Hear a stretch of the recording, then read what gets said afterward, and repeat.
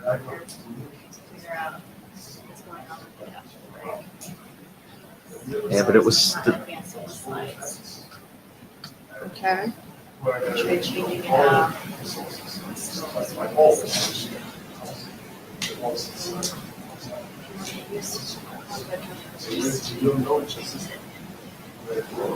Okay. back to the good old days. Yeah. It's all good.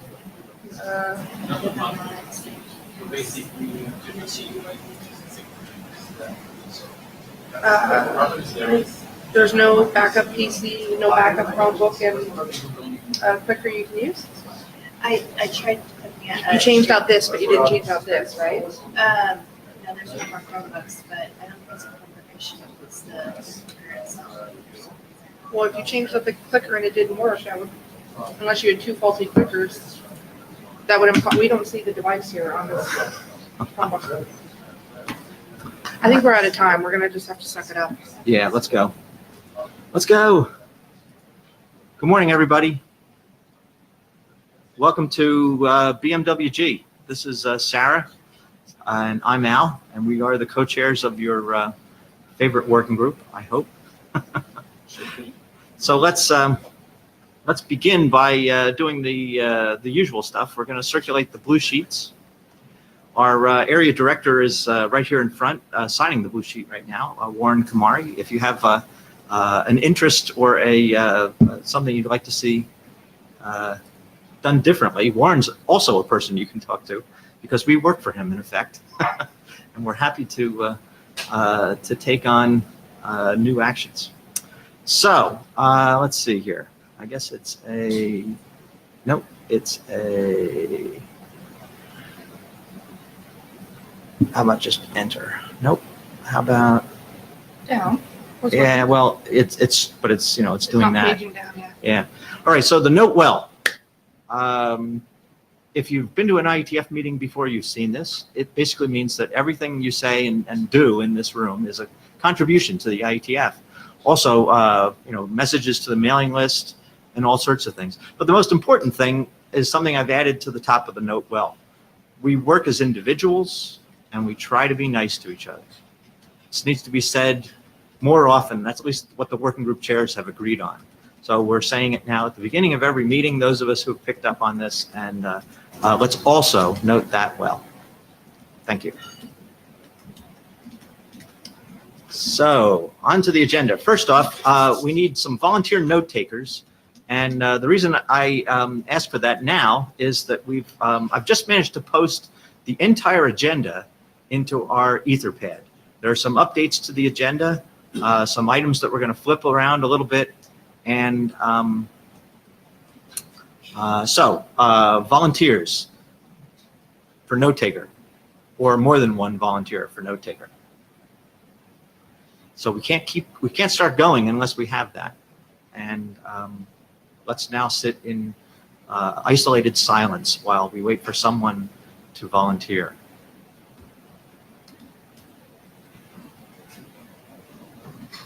It should be getting harder to sit here now. Why do you think people get embarrassed? So we can do this in teams too. You know, you can on the Etherpad, everybody can contribute to the note taking. Al sips his coffee. As long as you don't expect it to be very good. Well, Warren, that's very kind of you. We appreciate your offer. And if anyone would like to contribute to the Etherpad notes, you can do that. You go to our tools page, and we'd be happy to show you where that is sort of offline here quickly. I'll support Warren with my percentage. Very good. Thank you. Thank you. Thank you. Oh, look, that's the kind of help we need. I've been working until late last night posting slides from everybody and reading people's drafts, and you know, it's not a two-person operation here. We need the community to work with us. So thank you. All right, so let's. Is anybody on Jabber? So we've had problems with this in the past. My machine is blocked. I think your machine is blocked, or somebody. I mean, we've had a lot of trouble with this. Used to be Echo 1, but the Echo 1 was well. Okay. So you Okay. go to an IETF agenda, scroll down to BMWG and click on the Echo. All right. So we'll use Meet Echo for the Jabber, and that means if you're a remote participant today, and it looks like we have 3 or 4 who are not the organizers of Meet Echo, then please use the Jabber equivalent on that. Thank you, Warren. Great suggestion. All right, the blue sheets are going around. We've done the IPR sort of note well. If you have IPR associated with your internet draft, please disclose that. Disclose it frequently. Disclose it often, and in a timely fashion. So make sure the blue sheets don't get lost, and sort of keep them in the back where people will walk in and see them and hopefully sign in. We need to keep as many names on the blue sheets as possible. Thank you. So our quick working group status, that's what we'll cover first. We'll look at our charter and milestones, and then we'll hear from Karsten and his team on the benchmarking methodology network security device performance. Nice big draft there. We have 6 continuing proposals. One from me on back-to-back frame, methodology for VNF benchmarking automation. Is Manuel here? Manuel? Oh, yes. Nice to meet you, Manuel. And then Samuel and Jacob are going to present on, actually, it's just Jacob here today, right? Samuel's not here. But Jacob's going to present on the considerations for benchmarking the NFV platforms. And then we're going to talk about EVPN multi-homing. That's a really quick one from me. In fact, it's got 0 slides. And then the multiple loss ratio search and the probabilistic loss ratio search from the team of Ratko and Maciek. Welcome, guys. So then we have a whole bunch of new proposals. EVPN multicasting is a remote presentation. Mr. Kyung-Yi Sun, is that close? Close to correct pronunciation? Okay. And then on containerized infrastructure, NFV service benchmarking from Maciek. I have a comment on that I haven't fully typed up. Sorry about that. And a couple of FYIs here. Drafts were submitted to the group. We don't have a presenter for them this time, but I did meet Vladimir at the Hackfest over the weekend. And then we also have an FYI benchmarking methodology for EVPN PWS. That's it's another draft. It's been around actually, no presentation this time. So those are additional drafts you can take a look at. Any bashing of the agenda needed? I think we've actually already done one this morning, rearranging a couple of talks. So, seeing no requests for the microphone, let us continue. So here's the status. I hope by looking at a full page of an agenda items, there are 14 of them, that you'll agree with me that proposals keep coming, and they're in all these different areas. And I'm starting to see some interesting interactions between the proposals. So I think that's one of the things we might look for today is some synergies, some areas where author teams could work together and produce a larger, better draft. That's one of the things that I would like to suggest. We've also continued to have some discussion in the industry on topics such as buffer size measurement, search algorithms, and traffic generator calibration. And we're going to see some great proposals on that today. Current milestones, all red, all red. But I think we're doing fairly well on all of these. So it's up to the chairs to go in and do a reassessment, a job on each one of these. I mean, the bottom line is we've only adopted drafts for 2 of these, I think. The methodology for next-gen firewalls and the EVPN benchmarking. So, we've got to move up and pick up the work that would help us to satisfy these if that's what we're going to do. Otherwise, we get rid of the milestones. So, and if we pick up any new work, that means adding milestones, of course. So, let's get the milestones done that we got, and then we can think about some other ones. So, no new RFCs. We're still working on a charter that I think it's a little less than a year old now. We have a supplementary BMWG page. Who's new in BMWG, attending for the first time? Please raise your hand. Great, it's like 5, 6 people. That's good. So you'll find this is a very easy group to join, especially if you spend any time in the lab doing testing. If you like to read email, that's another thing we do. And if you can read some other people's drafts, you'll get an idea of what we do here. If you read some of our fundamental drafts, like or the RFCs, like RFC 2544 or RFC 2889, I mean, these are the real pillars of our work that we're leaning on still today. So I suggest that you get involved in the group that way. And if you have any questions about things that you might get started on, drafts to review in your area of expertise, please see either Sarah or I after the meeting. We'd be glad to help you out with that. So welcome to the group. And to everyone else, welcome back. All right. So here's our work proposal summary, and I haven't added all the new proposals here. In fact, I mean, there's 2 that are in green, which we've actually adopted, so they're not proposals. There's some other stuff in here, the SFC, that's kind of expired now, that's gone. The network service layer abstract model, that's gone, but we have other proposals that might take the place of that in the things that we looked at in the milestones here. So fairly good activity on back-to-back frame testing. We need to see more activity on some of these others. And we need to make a second page of these to cover all the proposals. And we'll do that. We'll do that eventually. I mentioned this at every meeting. Eventually, the security area will review our drafts. And the security area doesn't review our charter when they review our drafts. And sometimes the security area reviewer flips out when they see that we're doing all this stuff and sending traffic across the network and congesting the hell out of network devices. It's a real shame that they don't read the charter. But then if we put this in our security considerations section, it immediately alleviates all the issues. Oh, this is just in the lab. I get it now. All right. Well, we still get some comments from them occasionally, which is fine. But we're happy to deal with that. But this dispels a lot of problems. So I strongly suggest that folks use this, but it's up to you. And I think that's it.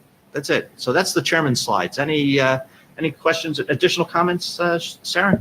Did you? Okay, thank you. It's good to hear that from someone. All right. So off to the next here. Let's see. All right. So on my version of the agenda, which is somewhere here. Yeah, I'm really sorry. When I pasted this into Etherpad, all my text came out pink. So those of you who've looked at that, no, nothing wrong with it, but it's like, I mean, it ends up being a low contrast thing for me. Yeah. So as part of our status, we said we were going to cover the status of the benchmarking methodology for EVPN and PBB EVPN. So we had a working group last call. And Sarah and I looked at the list, and essentially there was the working group last call closed without a single response. So that's not good. That means we can't close the working group last call. In fact, I think it means we have to have another one. So so that's what we'll do. We'll have another working group last call on this, and I'll ask Sarah to start that when you get access to your email, please. And then and we should cross-post, I think, to the beer working group where they work on EVPN. So we should have the benefit of their input. It's always good for our group to cross-post to a group that has effective expertise in the area as well. I mean, we're all testers. We can't expect to be experts on everything, like next generation firewalls, for example. So in that topic, which is coming up right now, I've actually requested an early review from the security director, and hopefully, and I've asked them to find somebody who's a real firewall expert to provide us some additional comments there. So that's the beginning of our interactions with IETF on work like this. It's work we've adopted, so it's perfectly legitimate for us to start to ask for early reviews. Okay. So off to the next here. Let me. Ryan. Monkman is having an issue with his microphone on Meet Echo. So I'll relay for him from the Java room. Okay, thank you. Sorry about that, Brian. All right, so so that covers, so that basically covers the status, the charter, the milestones. So now we're going to hear from Karsten Rosenhobel. I'm sorry, Karsten, I couldn't spell your whole name out in the agenda slide there. And so I ended up truncating everybody's name so that it didn't go across two lines. All right, here we go. So now, wait a minute. There's going to be. Oh, and by the way, the clicker's not working today. Right. If you want to hold it for the purpose of the laser pointer, you can do that. Oh, that's fine. All right, and then and if you want to help me with my breakfast, feel free. And let's see here. Let's go to full screen. And okay, I think we're ready to go. Okay, so thanks. Yeah, so the main author, Bala Balaraja, is also in the meeting, joining remotely. He wasn't able to come in person, unfortunately. And Brian Monkman from the NetSec Open Group is also on remotely available. And Tim from IOL, who's also contributed heavily, is present here. So any questions, I hope we should get covered. Yeah, so this draft has been presented before, I think at IETF 103 and 102, and not sure about 101. So if you can move to the first slide. We've continued to refine this. So unfortunately, many of our discussions are not usually seen over the BMWG mailing list because we have a separate group.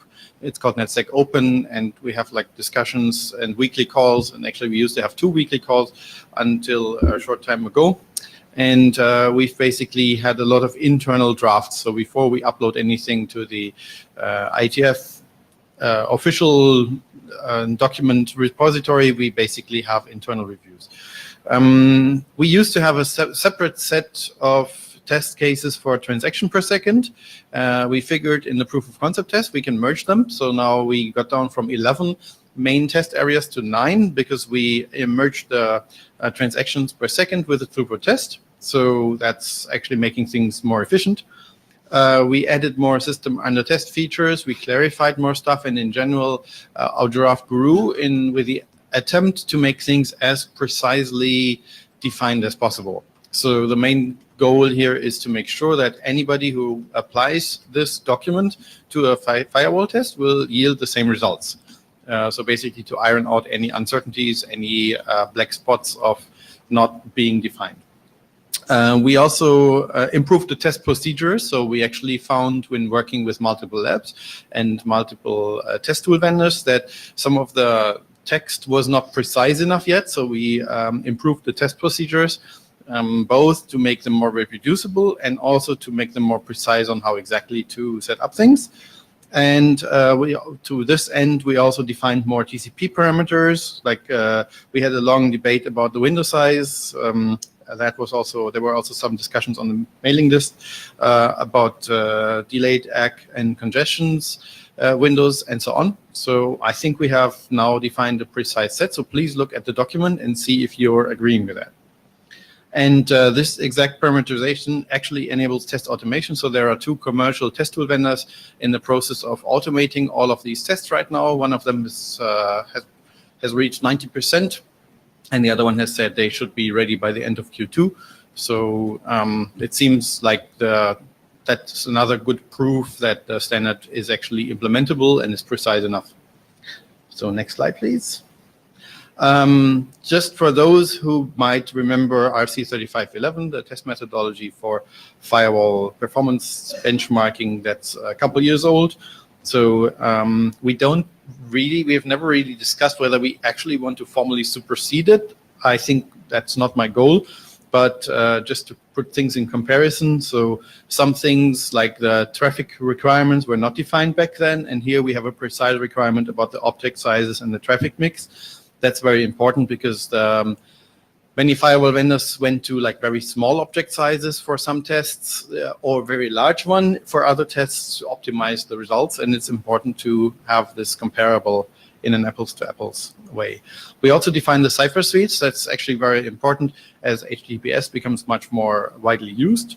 and these cipher suites are defined for individual test cases. We had a big debate about cipher suites because obviously you can imagine from the IETF perspective, we want to have the most advanced cipher suites, but from the vendor perspective, we want to have the easiest ones, and then from the reality check perspective with enterprises, they want to have something that's already robust and is not just the latest and greatest, but is actually used in the field. So next, please. Regarding the rule sets, we defined like ACLs and so basically rule sets for firewall rules in a specific way.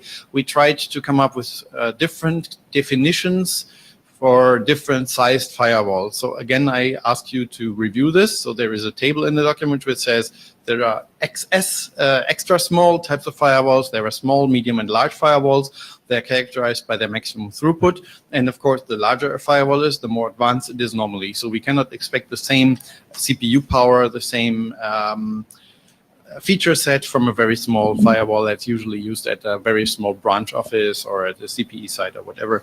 So that's why we define different rule sets. But of course, that's arbitrary and it depends on many factors. So if you have any comments there, that's welcome. We also defined, so the 4 different classes. Can you take Any questions questions now? Yeah, sure. Just on the rule set itself. Don't forget to say your name. Oh yeah, sorry, Jacob Rapp from VMware. Mhm. I was looking at the rule set as well as the throughput recommendations. Mhm. And is there a better way to classify it in large, medium, small, extra small? Because I think over time, those definitions will change. Like throughput we should measure throughput Mhm. or measure how many rules, but to put it in a category, it's kind of like it might go away tomorrow, or I may have a very different definition of how many rules are large or small. Yeah. That's my kind of comment on that. Yeah, I couldn't figure out how to put this kind of dynamic information in a static RFC. But anything that's really dynamic is a lot of overhead, and it's not really worth it, we thought. So any recommendations, any advice is welcome. So Sarah Banks, I'll add on to what Jacob's saying. I agree. I think specifying extra small, small, medium, large is fine, but it's loose, right? So having, in my opinion, 2 approaches. One is to say, look, for each one of those, we think that they are roughly this many rules and this much of throughput. And then also, because I think everybody's definition might vary as to what small, medium, and large is, the other alternative is to say, and I think you're going to want those guidelines anyways, because if you don't, BMWG, somebody's going to call it out in working group last call anyways. So to have the guidelines is not a bad idea. But the second thing that I like to see sometimes is, look, if you're going to test, make sure if you're going to put in your number that each time you're running the test that you noted how many rules and what the throughput was, and that you repeated those so that you have apples to apples comparisons when you're done for each iteration. And I think those 2 things set you free, because as testers, what else? Make sense? Either you Yeah, of course. specify- There is a section about reporting requirements, and of course, reporting is a major requirement. But the question is, in the first place, how do we start? How do we define expectations? Yeah. And we wanted to give people some ideas. And mainly, it's for implementation guidance of this performance methodology document, but also for guidance of the vendors to make sure they are all using the same set. Because what typically happens is when there is any degree of freedom, then some vendors will go for like, okay, we need to twist our numbers, and others will be very honorable. And so a big difference starts to show up in the market, which is incorrect. And we wanted to avoid that. Yeah, I think my recommendation too would be kind of like, this is maybe instead of small, medium, large, like work set A, work set B, work set C, and then say there's a work set D that you can define your own, and here's the parameters of how you would go define your own if you want to vary from maybe one of the other work sets. Okay. So I'd tweak that a little. I'd say small, medium, large, and custom. And that way, when somebody's reporting their stuff, you can ask them, hey, did you use the small, medium, large, or did you go custom? And then it's crystal clear that if you're trying to game it, well, maybe you went custom, but it's clear versus if you use small, medium, and large, presumably now we're going to have the same. It's a decent apples to apples comparison of different vendors because you use the exact same number of rule sets and throughput. Yeah, but this term small, medium, large to me still is a loaded term because I looked at the number of policies, and in my world of firewalling, put my vendor hat back on, like I can say my rules maybe go from large, extra large to jumbo. right? Mhm. Because I'm fundamentally doing it a different way. So Right. like that's where it's yeah. And at some point, we run out of expletives. Yeah, exactly. Maybe it's best just to have Or A, B, A, B, C, and the the kind of the general categories that. Okay. But I like the idea of pairing things like the number of rules and number of ports and Mhm. something else that seem to go together. I think that's the useful guidance here. Okay. Thanks. Yeah. So next one, please. Okay. It's actually animated. Same slide. Okay, the last thing is TCP stacks. In RC 3511, it wasn't foreseen that details of the TCP stack should be defined. Nowadays, it's pretty obvious these things need to be defined. As I said, TCP window size and so on, algorithm, maximum segment size, and all of these things that can be used to twist the results or to make them uncomparable. So we took quite some text to define the details of the TCP stack. So as a participant, Al Morton has a comment, and that is that TCP's dynamics are affected by the round trip delay, even with Cubic, which tries to be independent of it. And let's see. For one thing, I don't see in this list a specification of the congestion control algorithm. I think it's in the draft though. Mm. So if it's not, it should be. That's number one. And number two, I think it's a reasonable thing to add some external delay here, because that's when TCP's dynamics of flow control really get tested. And I mean, we're looking to improve on what we did in 3511. Mm. I think delay generators are pretty commoditized. It's just a matter of putting some constant delay, on either side of the firewall here to get the TCP dynamics that real users would see in the real world. And that seems to be your emphasis here. You're really trying to get to the point where the numbers have meaning to people who actually go ahead and deploy these appliances. Mm. So that's my suggestion. Thanks. Okay. Yeah, good point. I think, I'm not sure whether this would be another test or just another parameter to be applied to all tests, because ultimately I think this document is probably going to be used in the lab and by vendors to define datasheet numbers. And if we add delays, they are arbitrary per use case scenario. I'm not sure. Tim Winters, UNHIOL. Is there a standard place where other people have used delays that we could look at for when it would make sense, in particular around TCP delays? Well, it all comes down to whether you want the window to exhaust or Right. not. Right. And so you end up having to do these calculations for yourself. Either way. Okay. Yeah. Thanks. Okay. So next slide, please. So last aspects of the comparison with RC 3511. So we have multiple test validation criteria. So we don't really define pass or fail, but we define criteria to measure expected results against. And we also make sure that the same system under test features are switched on or off in the test. And that's actually quite important because the features of modern firewalls are increasing. There are many different things that can take a lot of CPU, and it's important to define which ones shall be switched on or off, because the results, these configurations can affect the results quite dramatically. Cool. Jacob Rapp again from VMware. A couple things on the SUT features that you covered. You frame it in the document under the table that it lists mandatory and optional features, and you also say this document attempts to define recommended security features. Is there a way to reframe that a bit of like not making a recommendation, but just benchmarking them? So instead of saying these are mandatory or these are optional and making a recommendation over which features should be there, just saying here's a list of features and here's a test to go after them. Because I don't know if we want to be in the business of making a recommendation of what vendors should implement in terms of features. Well, the question is, if you look at this list in the right column there, which of those do you think are still optional for a modern firewall? Yeah, I Which think- ones would be valid think- to switch off and still have a that's reasonable? I think that's the whoever's.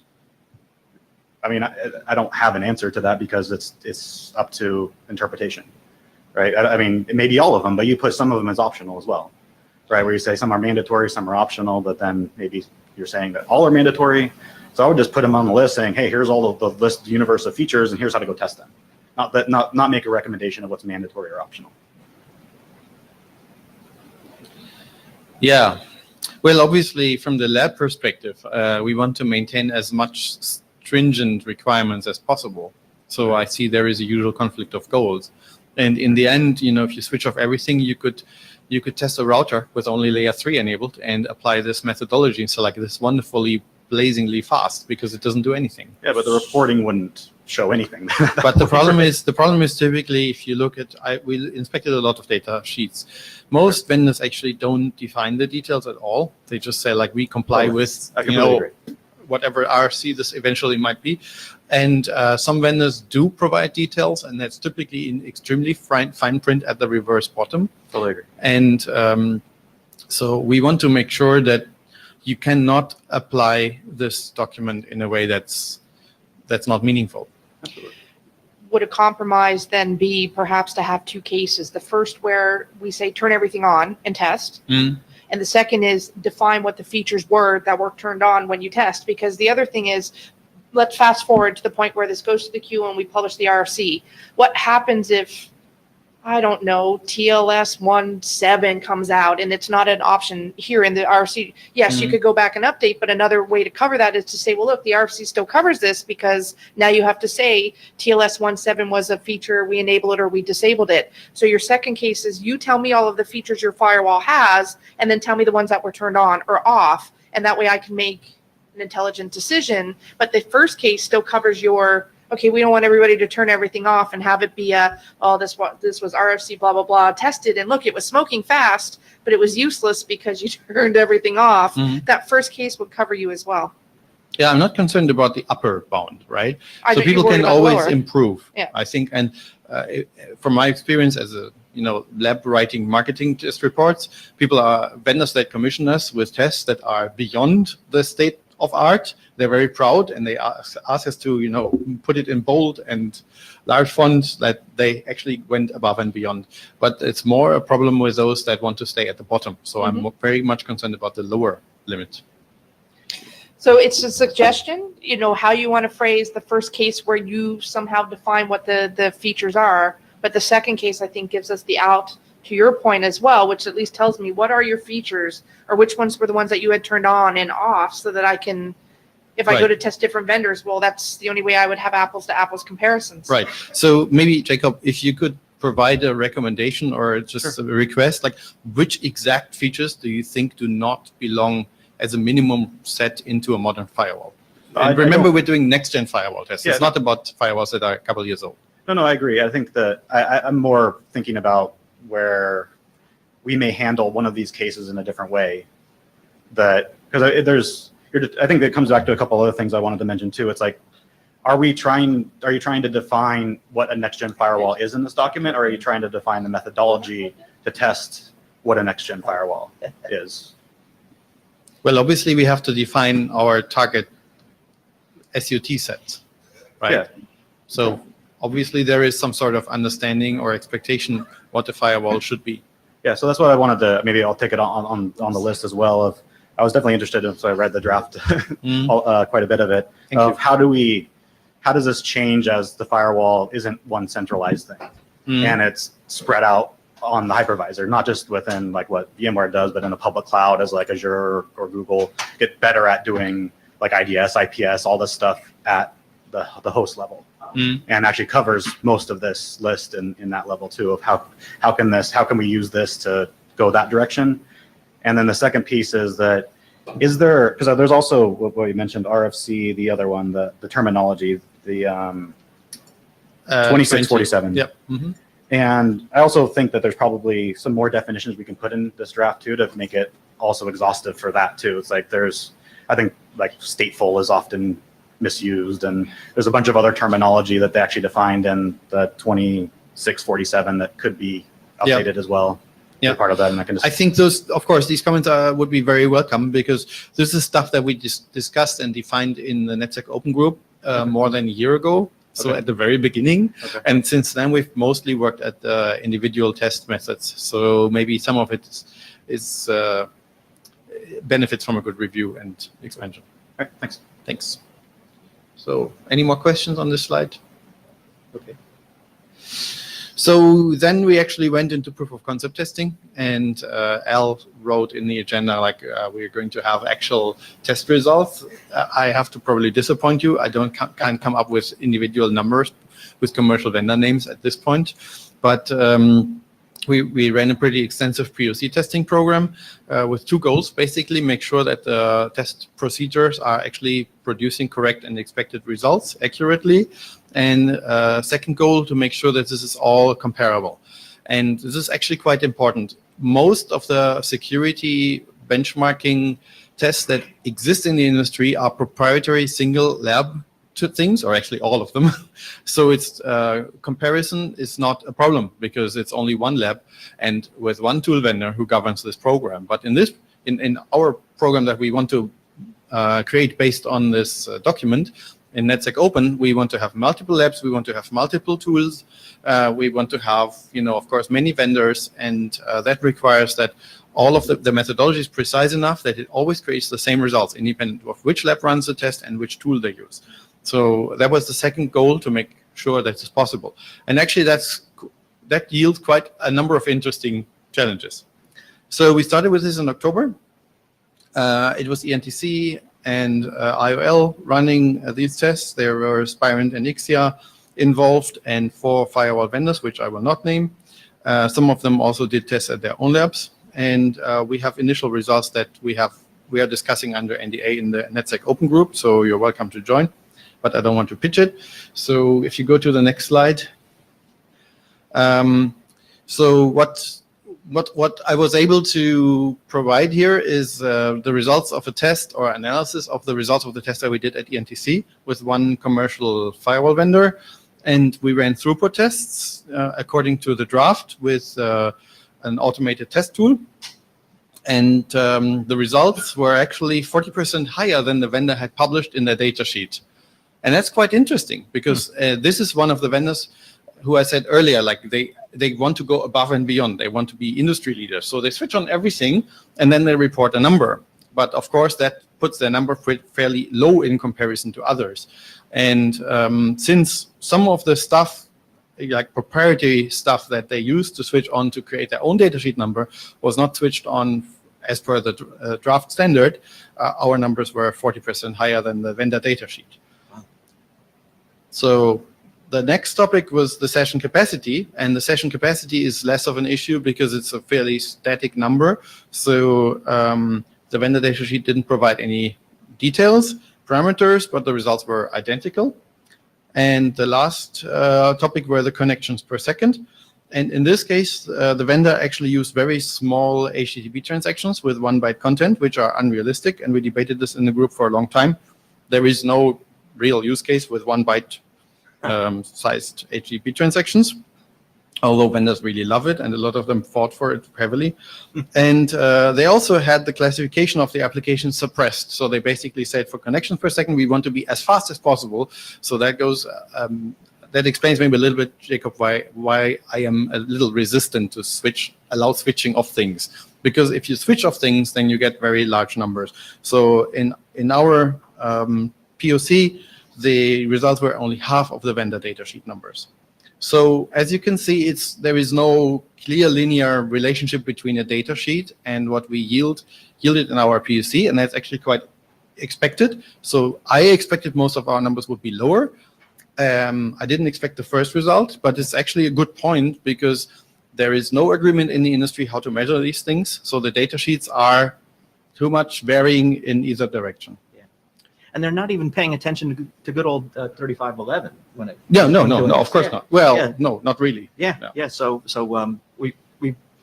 we have 2 jobs to do, and that is to raise the visibility of this, and then make sure that this new RFC, when we finally get there, has some adoption. And it sounds like NetSec Open can help with that, so that's great. Yeah, I hope so. So further findings, there were some false positives. So we actually tested CVEs, like we tested vulnerability attacks. And these are actually run under load, and that's actually also new. So any other public tests that have been published so far are testing vulnerabilities like denial of service attacks or whatever in a functional scenario. So basically, the labs typically set up a performance test, and they create numbers, and then they remove the performance test, they use an idle firewall, and then they attack it. And of course, the firewall sits there, has nothing to do, and has all resources to analyze the attack. In our methodology, we're actually putting background traffic in parallel to these attacks. So that's more challenging. And we also use the NIST database of vulnerabilities with certain parameters that are precisely defined in the document to create a selection of, a couple of hundred potential CVEs. And not all of them always work for all vendors and similarly well. Let's put it that way. So there were some false positives, and both the test tool vendors needed to improve their way how they test these vulnerabilities, and the system and the firewall vendors needed to improve their false positive detection. So we needed to run a lot of manual tests for troubleshooting, and that's another reason why we automated things. So with any new methodology, of course, there's a lot of ramp up. It's first about understanding, each vendor is used to doing things in a certain way. Now they need to do things in a different way. So it's also finding new problems with new methodology. So that's why automation is critical. And we had also some latency issues, and especially delay variation questions here. So I agree with your point about latency and delay variation, Al. We just need to find out like what's acceptable and what's reasonable for each use case. Yeah, okay. Thanks. So that's basically all regarding the POC test. The next steps will be, we will continue to review this draft, which we consider already pretty stable. We'll add more security effectiveness testing details. We'll focus on traffic profiles. Currently, we have 1.5 traffic profile. We have one which is fairly detailed, which is represents an enterprise perimeter test. But we, of course, also want to focus service provider mobile operator firewalls. A little bit of that is mentioned in the document, but not too much. And we also need to continue preparing an open certification program, because we figured there are always two different levels of doing things, right? It's the same as with the good old RC 2544. The document has a lot of things, and then in the industry, there established practices started that say we use it in this way. And we probably need to have two stages, because we cannot guarantee exact reproducibility with a standard by itself. We need to also have a group that reviews and approves these results, and that's this certification program. From ENTC's perspective, we also want to elaborate open source implementations. The problem is, or it's not, maybe not a problem, the fact is that for any domain-specific layer 7 testing, we have to use commercial test tools at this point, which is fine. We're getting great support from them. And there are actually not only these two, there are 3 more that are in the queue of joining. And but still, it would be useful to do some testing with open source test tools. And but these configurations are quite complex, and for us at least overwhelming. So we ask for support and help from some groups, for example, for use of T-Rex or other open source testers. So if there are any open source groups here that are interested in participating in the POC testing, that would be very much welcome, and we would certainly, from ENTC perspective, and probably also from IOL, like to work with them. So any questions?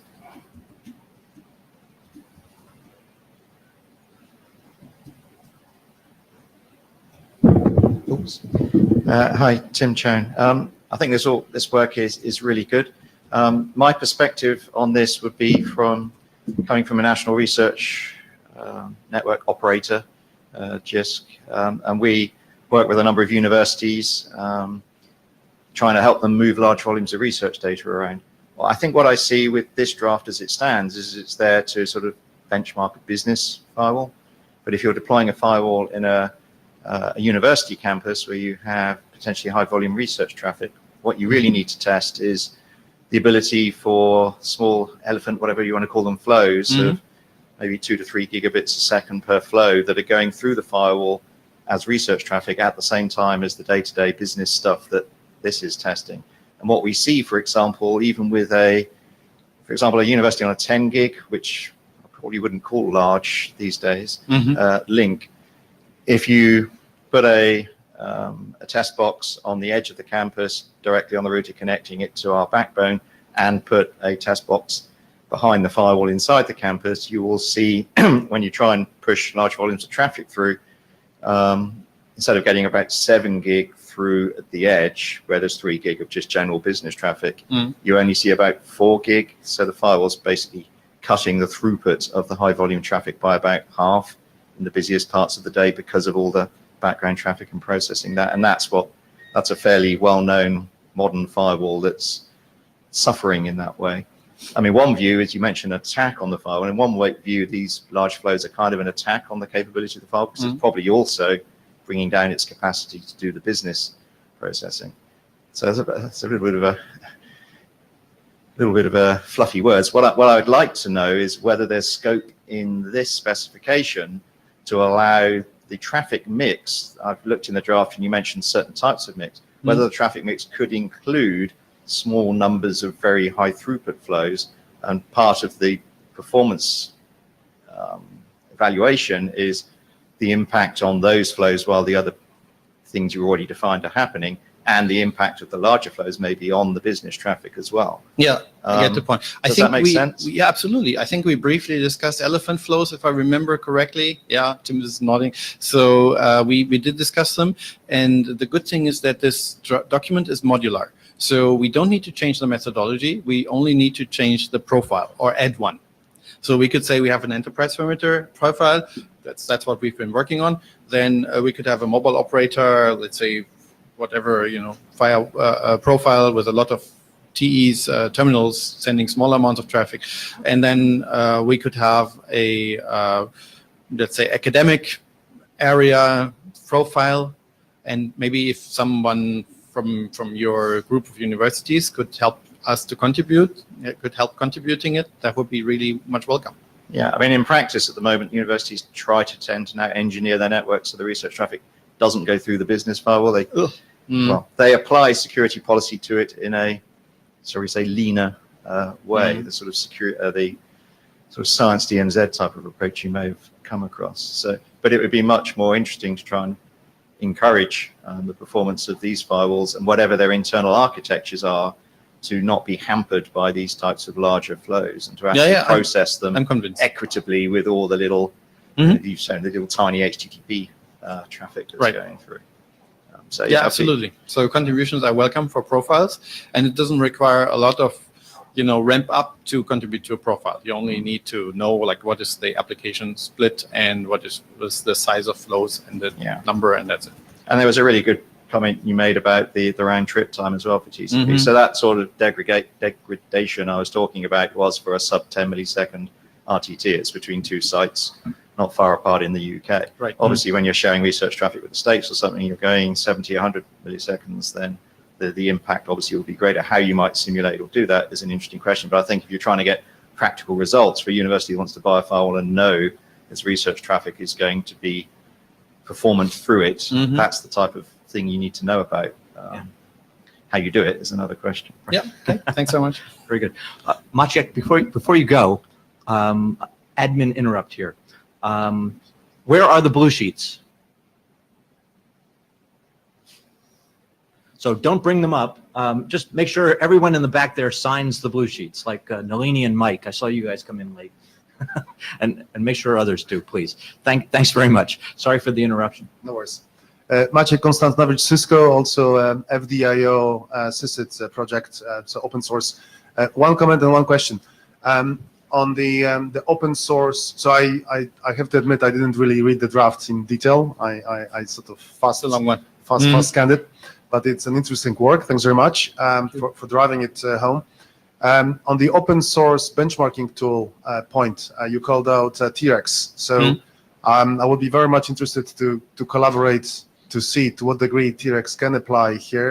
We're using T-Rex extensively in our project, and it's got a stateful capabilities with APIs now enabled.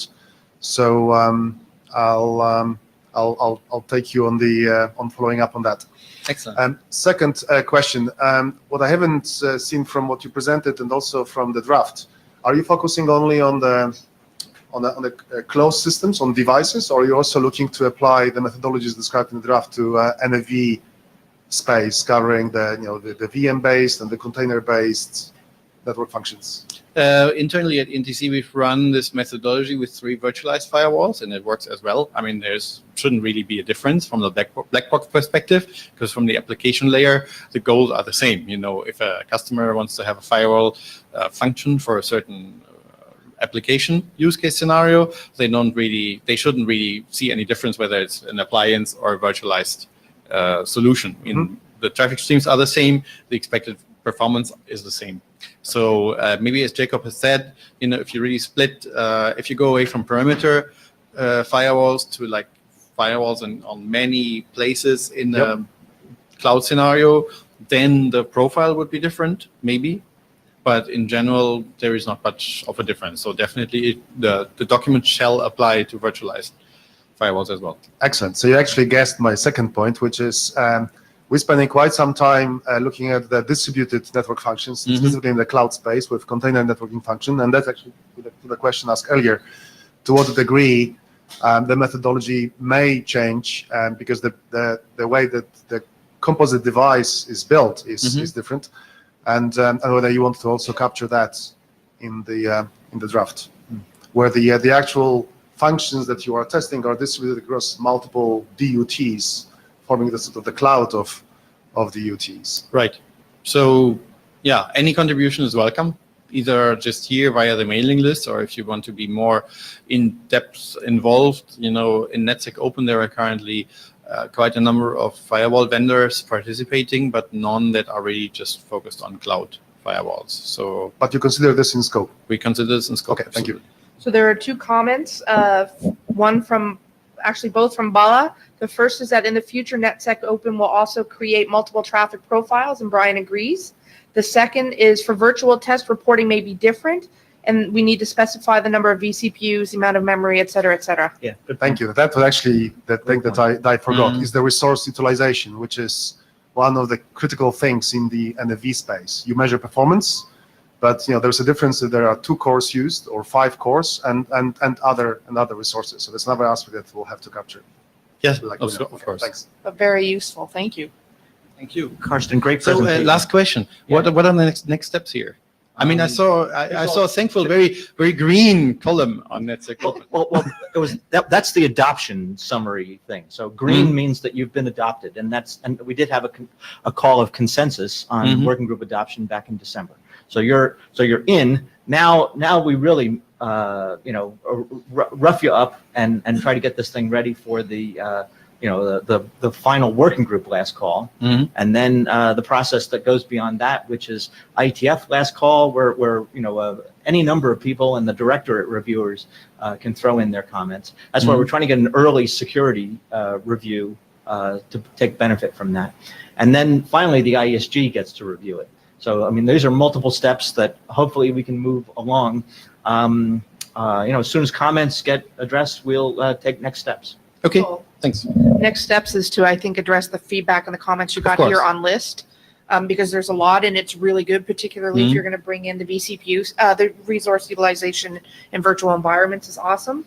And I want to add, Brian is asking me to mention that NetSec Open bylaws mandate members agree to abide by RFC 8179 guidelines. So I said it. We'll see if they actually do. Okay. But back to next. Anybody know what that one is? Yeah, not off the top. My bad. All right. Well, that's an action item for the chairs. What is RFC 8179? Well, we can actually look that up here. Okay. Thanks. All right. Thank you very much, Karsten. The IPR one. Yes. Okay. Good. Thank you. Excellent. So the next topic is updates on the back-to-back frame benchmark draft. I'll say sitting here as chairman that we had a working group adoption call on this draft back in December, and we haven't finished that call. But let me give the quick presentation, and then we'll maybe make a decision here. Yeah, do you want to, I was going to try to arrow for you. Yeah, please do, because Yeah. I'll get up over there. Okay.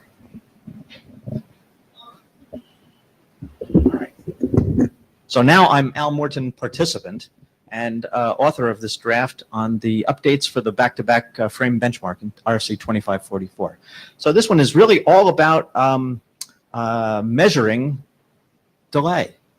It's measuring the size of buffers in these devices that we test. And we have a specific methodology for doing that. There are actually more advanced technologies that are available in the RFCs that Jacob and Lucian wrote together, and that we've actually had some pretty good comments on the list recently, and at the Bangkok meeting there was a great discussion of that there. But we still have the need for the simplified single port kind of benchmarking with back-to-back frames, and it turns out that this is still highly applicable in the virtualized world. So that's where this draft that's the testing that really got this draft started, and it's the work that we have been attacking here. So next slide, please. So during the call for adoption, I had some really great comments and exchanged 5 or 6 email messages with Yoshiaki Ito. I don't think he's here today, is he? No, he was hoping to join us, but seems not. So in any case, what we've basically done is to add some of the background material that was available in references about the testing and the model that we use for testing in this draft now. So everything that you see in blue there is new text, and I'll mention that there are actually 2 updates to this draft. So this was new text in draft 05, where we give a brief picture of the simple model of the packet header processing. Basically, we've got a generator which goes in, the stream goes into an ingress port. It's producing a back-to-back frame of a back-to-back stream of frames, and a buffer captures that. Header processing tries to forward it out the egress, and eventually the receiver receives that. So the general test procedure is that we send in this long stream of back-to-back frames, and if the buffer and the combination of the buffer and the header processing are able to transmit that burst effectively, then we haven't actually characterized the size of the buffer yet. So what we want to do is, in this process, overflow the buffer, but not by very much.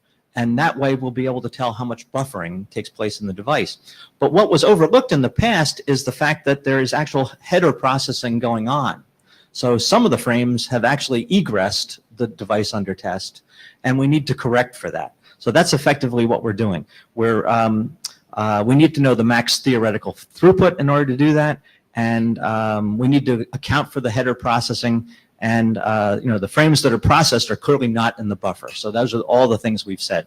So that was a good clarification. I think it was in the references, but I'm happy to include it here. So then next slide. In version 04, based on Mr. Ito's feedback, we were able to clarify that we were applying a correction factor here. And so we always had this correction factor equation, but now we've basically said, this is what we're doing here. We're correcting for the fact that the device under test is forwarding some of the frames. We're going to get a good estimate of how many frames have been forwarded during the back-to-back stream transmission, and then we're basically going to produce a corrected buffer time on that basis. And it turns out it's very important to understand the buffering, because that's part of the immunity from transient impairments that take place in this general purpose computing architecture. When a transient comes along and interrupts the cores that are performing packet forwarding, either the buffers involved absorb that interrupt and the suspension of forwarding, however brief, or they don't. and you lose packets due to that transient interrupt. So this is something we still need to understand pretty intensely in our world. And now we've got a better test. At least I think we've got a better test here to do it. I think Mr. Ito agrees. So that's the update, the complete update, and that's my complete talk. And now we need to talk about working group adoption. How many folks in the room have read the draft? Jacob, you're the champion of reading drafts. Thank you. and of course, we've got folks who aren't in the room who've read it. Mr. Ito, for example, the OPNFV team, which provided the original testing and so forth. Yeah, so I'll send out, I'm happy with what had come in. I think it's sort of my fault. I should have called adoption on this before we walked in the room here today anyways. But in order to go through to working group last call, I think making sure that folks in the room are reading this is a good thing. It's a good complement to the tests that we already have. And frankly, it's something that as a tester, at least I've done a lot in the past, just trying to figure out what is the buffer and how do I do damage or not to it. And so this potential RFC would be giving me a repeatable methodology to do that. So if you find that useful, please read the draft and give your comments on list. But I do plan to send out the note to BMWG for call for adoption on this. Well, the call for adoption went out. Now you I need to call say consensus. that we have consensus on it. Right, Yes. good. Thank you. Yep. All right. So then let me ask, as the participant author, who will volunteer to read this draft? Maciek, Bratko, and anybody else? Karsten, thank you. And so now I'll say this is actually a short draft. It's one that if you volunteer for, you won't be overcommitted. But thank you for those volunteers. Much appreciated. Okay. And let me go back to my chairman hat for a moment. Simply to say that this is how we get work done here. When you have a proposal and you want other people to read your draft, read other people's drafts. That's the easiest way to make friends and influence future reviewers. Maciek. Very quick comment, Maciek, Cisco FDIO. So I scanned the draft. I haven't read it. I'll read it properly. The goals look extremely useful and applicable.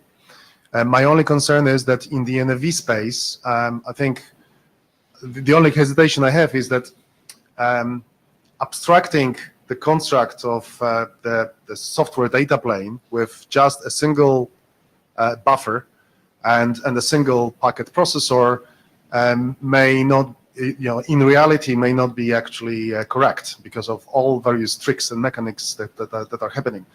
But I don't think it's a showstopper for the methodology.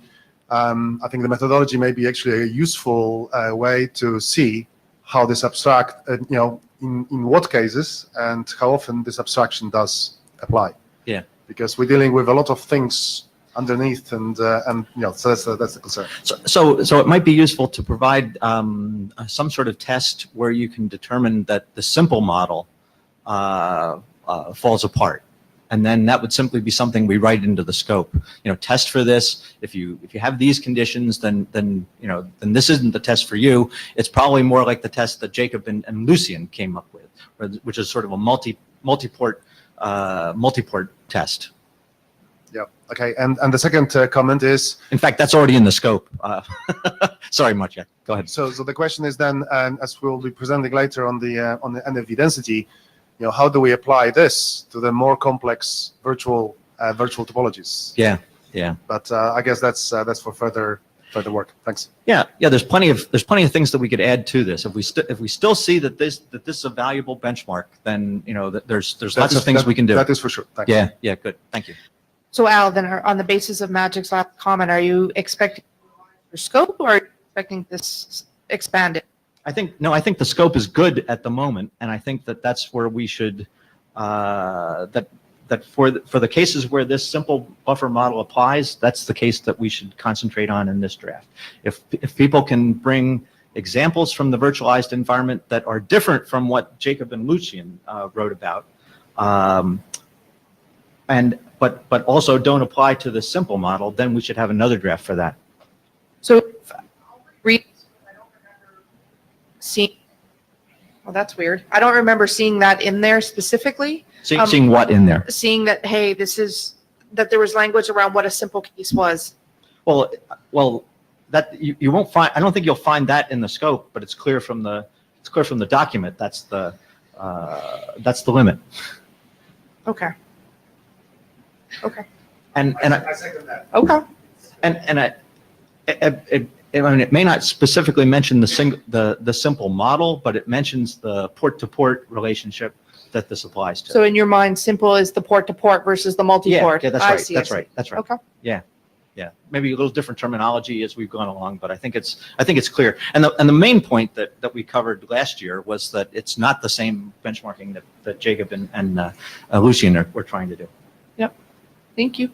Good. Thank you. All right. On to the next. Who's up? Oh, Manuel. Good. All right. Let's exit full screen mode. Well, Kevin is saying he read it as well. Oh, good. Okay. Kevin. So I think we've got the right slides. Yeah, Okay. right So slides. so you're new, Manuel. Number Exactly. one. Let me shake your hand. Yeah. Welcome Hello. to BMWG. Number two, Thank you you have to very much. stand on that X right there. Because of the camera, right? Yeah, because of the camera. Perfect. And that's advice for everybody else who's going to stand on the X. It used to be a box, now it's an X. Yeah. What happened to the box? Safe tape. Okay, thank you very much. Hello everybody. My name is Manuel Poister. I'm from Paderborn University, and I'm going to present the updates of this draft called Methodology for VNF Benchmarking Automation. I think it was previously presented in IETF 101 or 102 by the first author. And basically, I'm going to show what changed since then, as well as what we are currently doing in this area. So maybe next slide. So first of all, why? If we consider the NFV world, typically, our network functions are realized as software, which we can deploy on general purpose hardware. We can run them in the cloud, on edge hardware, whatever. The point here is that network function virtualization allows people to automate almost everything. It allows deployment of the network function. It allows automating the scaling of the network functions. It allows automating healing of network functions, and so forth. So we were thinking, okay, when you automate all these other tasks for your NFV deployment, why not also automating the benchmarking task of your VNFs as such? Which means in our terms that we really want to have an end-to-end automated or a process or methodology to end-to-end automate VNF benchmarking. So someone gives you a description on how a benchmarking experiment should look like, whatever this benchmark will be. And there might be open source tools or general tools or platforms following our methodology, which then perform this description and do the benchmarking experiment in a fully automated manner. So you have, for example, some NFV infrastructure in your lab, get the description of the benchmark, get the VNF, and then you put everything together and run this automated procedure to get your results. Next slide. So regarding our draft and the updates, we restructured it to improve the readability, and it's now available in version 0.3. And first of all, we now have really this end-to-end definition on how we think automated VNF benchmarking method should look like. The important point to emphasize here is that we talk only about how to automate benchmarking. We do not talk about how the actual benchmark as such is performed or how it looks like, because we believe it highly depends on the SAT. So basically, we try to create a generic framework in which other benchmarks can be plugged in and which can be used to automate existing benchmarks. What we use to describe such benchmarks is something we call VNF benchmarking descriptors. This basically comes from that in the NFV world, almost everything is described by descriptors. The guys have descriptors describing how a VNF looked like. They have descriptors how a network service looked like.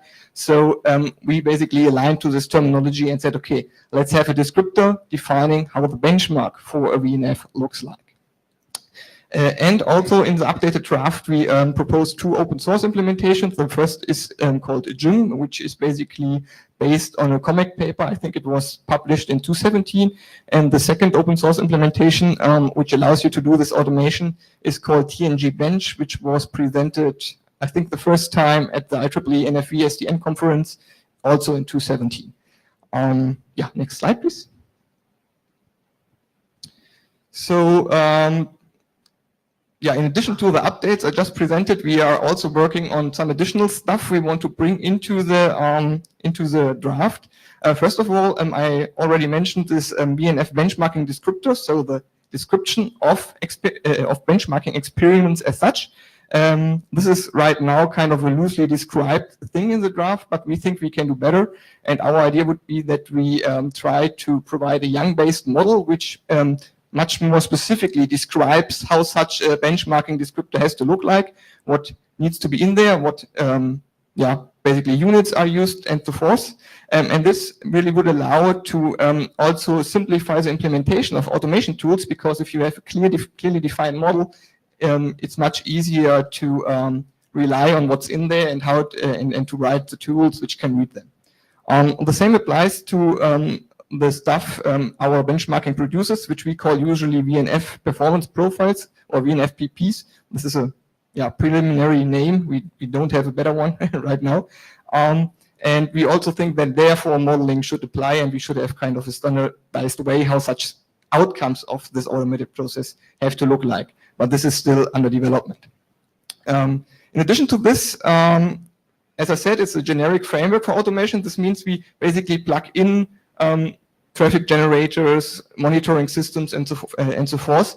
And we think that for these plug-in mechanisms, we also should provide standardized interfaces. So it's clear how the automation framework as such talks to your traffic generator, to your probing units, whatever you use there.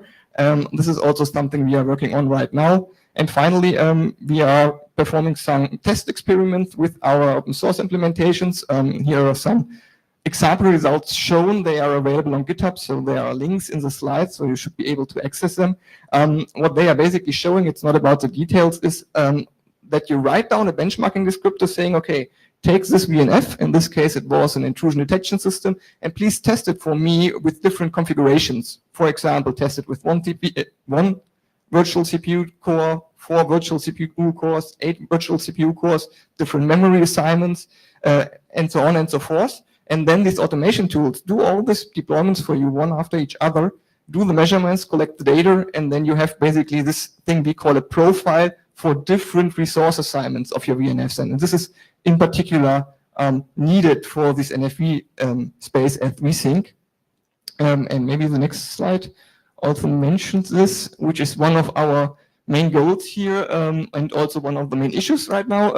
I'll just interrupt a moment there, Manuel. Sure. You did see that other draft that has a Yang model for traffic generators, right? Exactly. Yeah, This is what I mentioned here on the slide. So what now for our biggest issues right now is how to have a generic representation of the results generated by this automated benchmarking, because having automated benchmarking in NFV makes the most sense in our minds if you can use it somehow. This means that the outputs of it, the outcomes, must be machine readable again, because then things like the orchestration solutions used to orchestrate and manage NFV deployments in production can directly make use of the outcomes of such a benchmarking process, for example, to make good resource dimensioning decisions.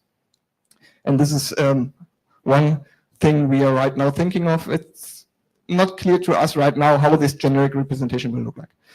And further, what we think, as you already mentioned, we saw that there are some other drafts which might be directly related to our work, especially this Young data model for this test management. I think this would exactly fit in the need for our interface description to let the automation framework talk to traffic generators. I think this is exactly what they are doing.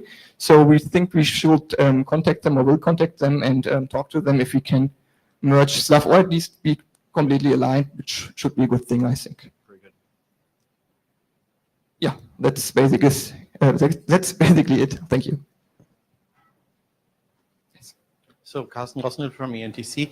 How far is the draft at this point? Do you consider it almost done, or is it in its early stages? I think since we are still working on the Young models, which we want to basically include in the draft, I think there are 1 or 2 more iterations needed to have it ready. So you think it's already pretty mature? It's not like Because I'm asking because personally, I don't really understand from lab perspective Mhm. how to use it. Mhm. It's very abstract Mhm. and it has a lot of things that are, yeah, for me, okay, it's kind of a guide how to do testing in general. Okay.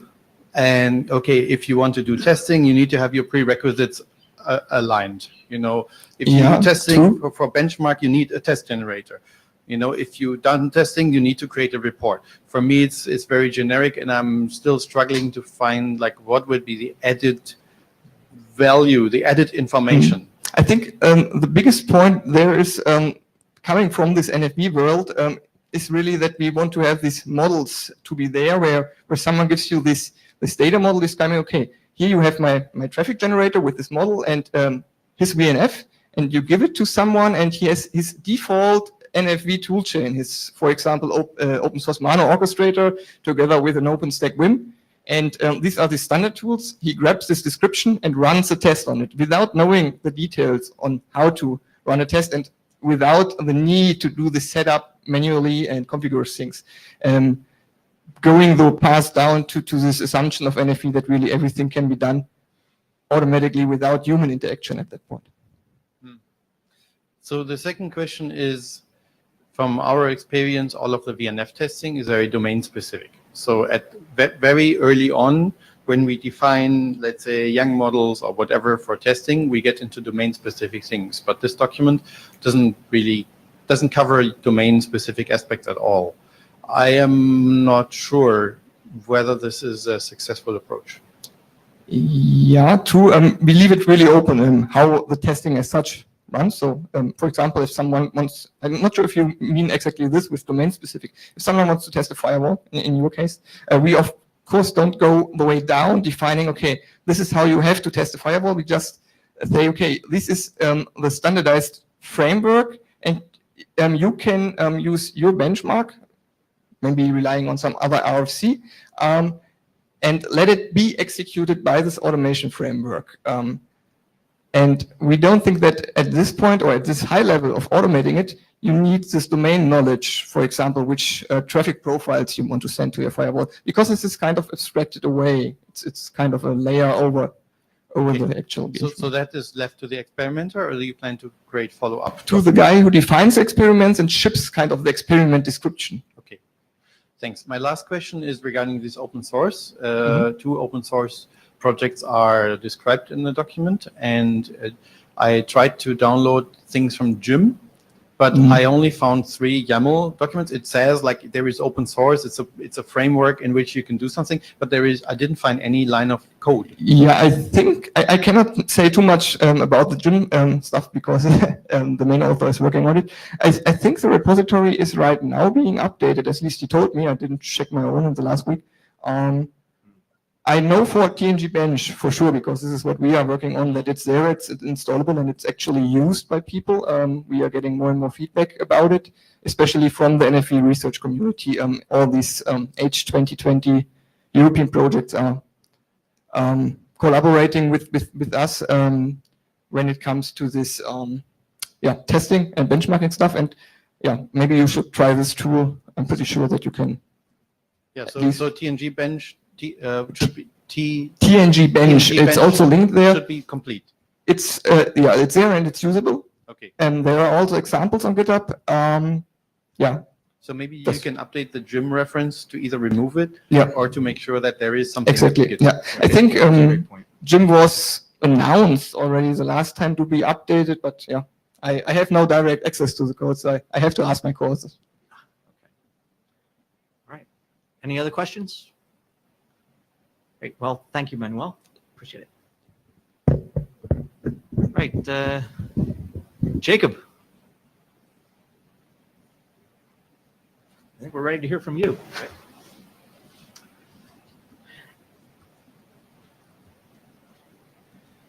All right, thanks. I'm Jacob Rapp from VMware. This is a draft on benchmarking virtual networks. Might want to tip that mic up a little bit, sir. Let me actually get a little taller here. Okay, there we go. Actually, it's a screw on the side there to raise it, but then nobody else is going to be able to use it. That's all right. I'll lean down here. Used to it. All right, we can go to the next slide here. All right. And get right into it. So this is I think, fourth iteration of this draft we're working on.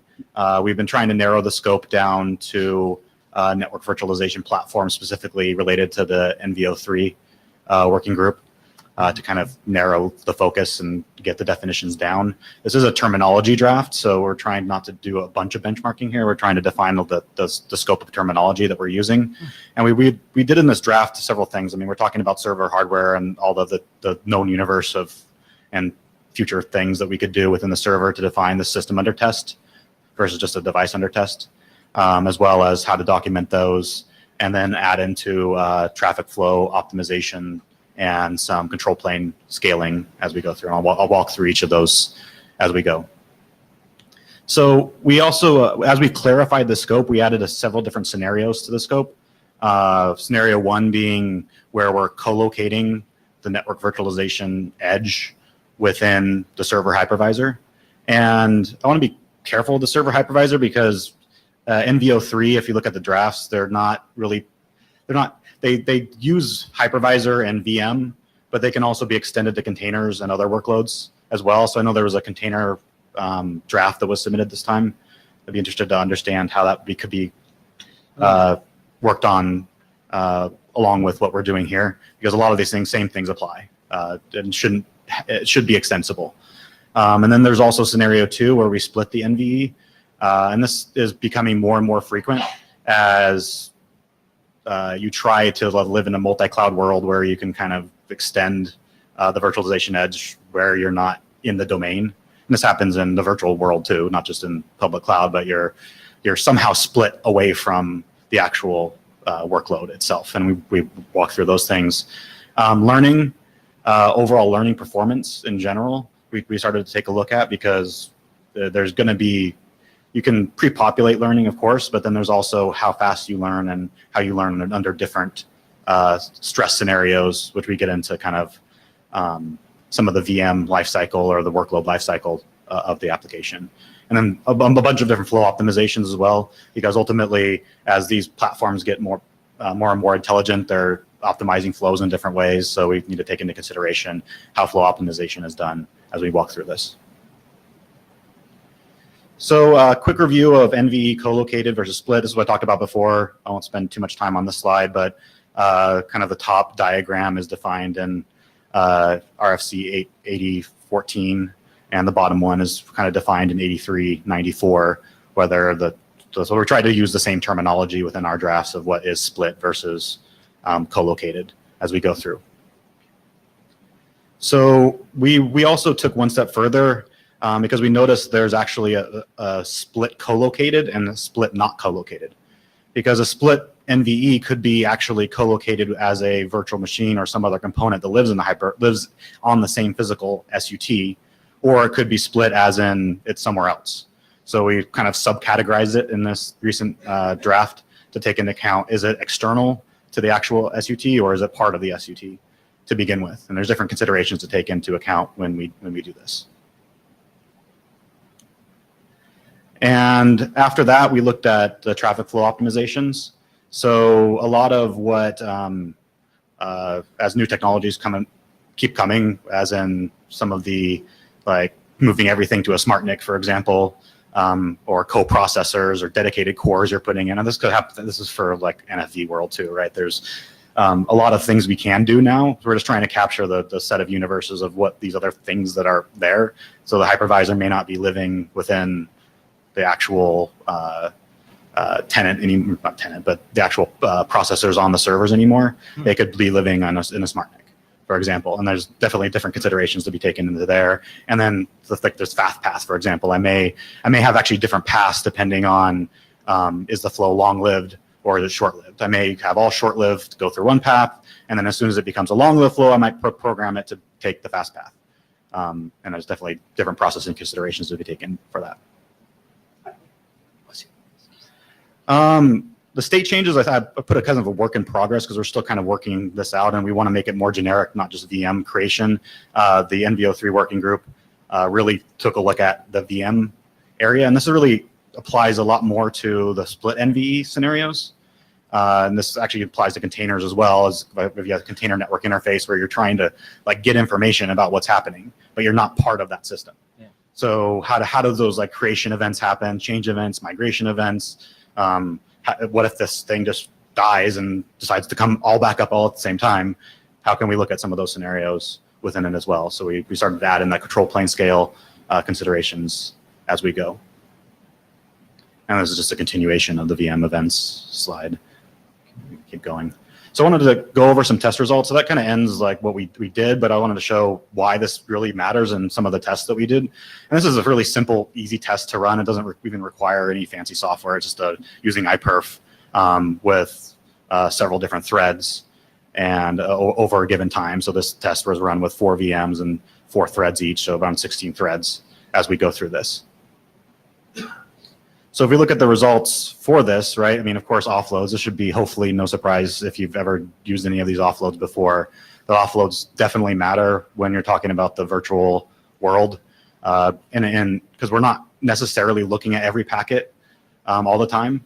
We're looking at big 64,000 byte chunks versus the packet by packet, because we're not really doing like any network function virtualization on it. We're just the end application. So we just look at big chunks. So TSO, LRO, RSS, all add to the equation as we start doing this. And I'll mention, I mean, this is a good time to mention it.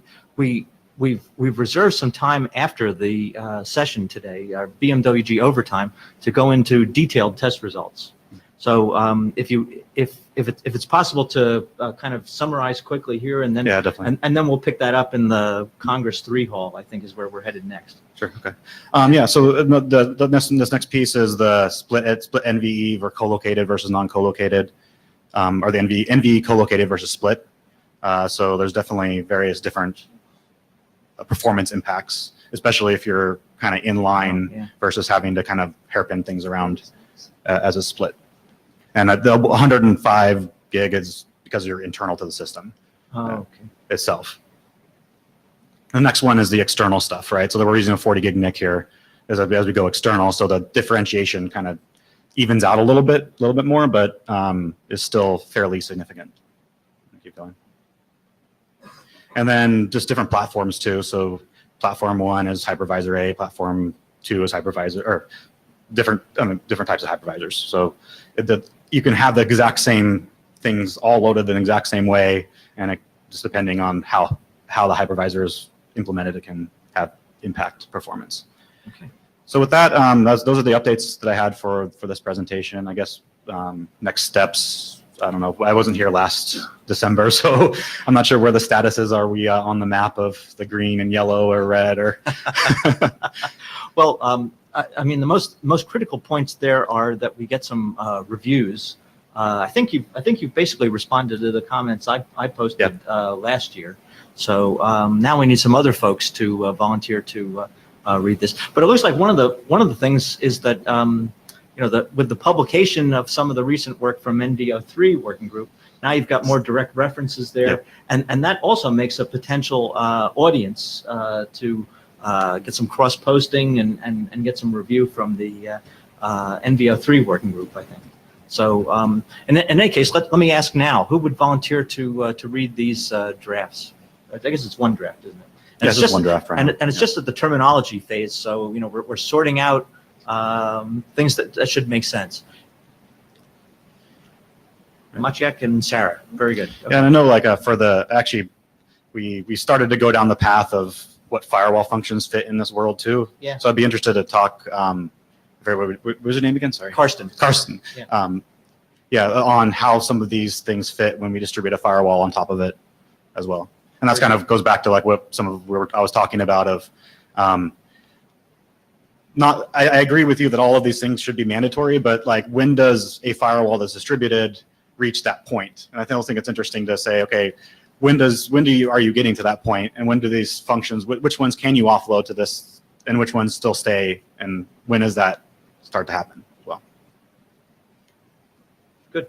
All right. Well, thanks. I'll likely read this again too, Jacob, and take some steps to try to get our friends in NVO3 to look at it as well. Excellent work. Thank you. Thanks. Pass that along to Samuel, too. All right. So I've got a really short presentation here on item number 7.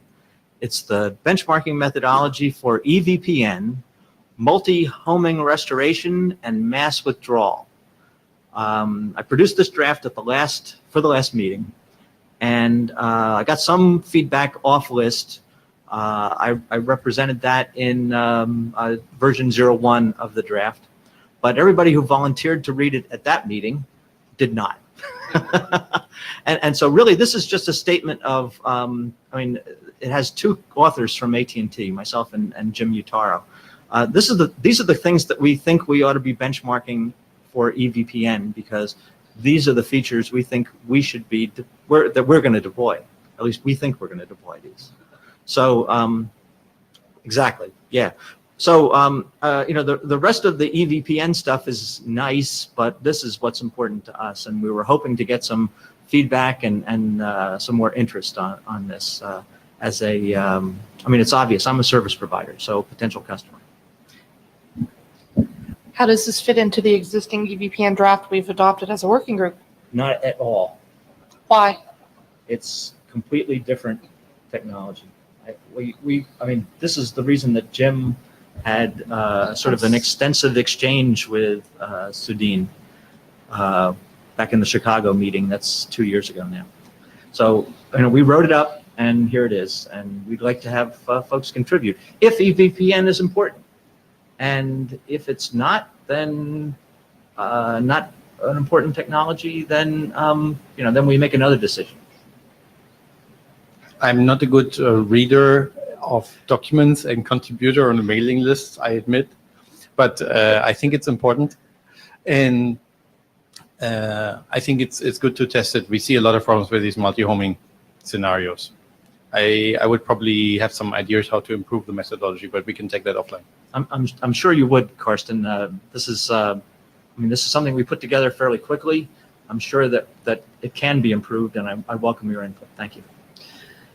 Having said that, I'd also ask you to read the other EVPN drafts, because I think there's potentially a conversation we need to have as a working group about the 2 of these together, and particularly somebody who's doing the testing. I think your feedback would be, I think everybody's feedback is valuable, but I think in this case it would be extremely invaluable. If I could convince you, Karsten, bribe you with a beer, you let me know. But it would be very helpful if you could read both. I'll send you the... Well, actually, there's 3 floating around now. Well, there's terminology and methodology from, I'm talking the Sudin stuff. Yeah, Sudin didn't separate terminology and methodology. He's got the methodology up here for EVPN. There's no terminology for that one. And then he's got item number 14, which is benchmarking methodology for VPWS. And then we have a new proposal that we're going to hear from Vikram today about EVPN multicasting. So you can kind of see these are all different points in the constellation. Maybe we should let you actually get to your presentation first. I'm not going to do it. No, no comments, no presentation. Well, I got a few comments, and I addressed them. So let's move on to something else that people care about. So that means we're up to Maciek and Vratko on multiple loss ratio search. So I think if it's not this one. That's the one. This one. This is the one. Okay, yep. Great. Okay, I'm going to keep this short because I think we're cutting off at 20 past. So next slide. So this is a proposal to drive standardization of improved binary search. What we found with experience of running a lot of hundreds and thousands of automated tests a day is that the time it takes to run an RFC 2544 recommended binary search that's been adopted by a lot of testing vendors takes a lot of time. So MLR search and it should say multiple loss ratio search. There's a misspell. Aims to address the challenge of the time duration to run the test, and actually reduce the time and get the results compatible with the RFC 2544. Next slide.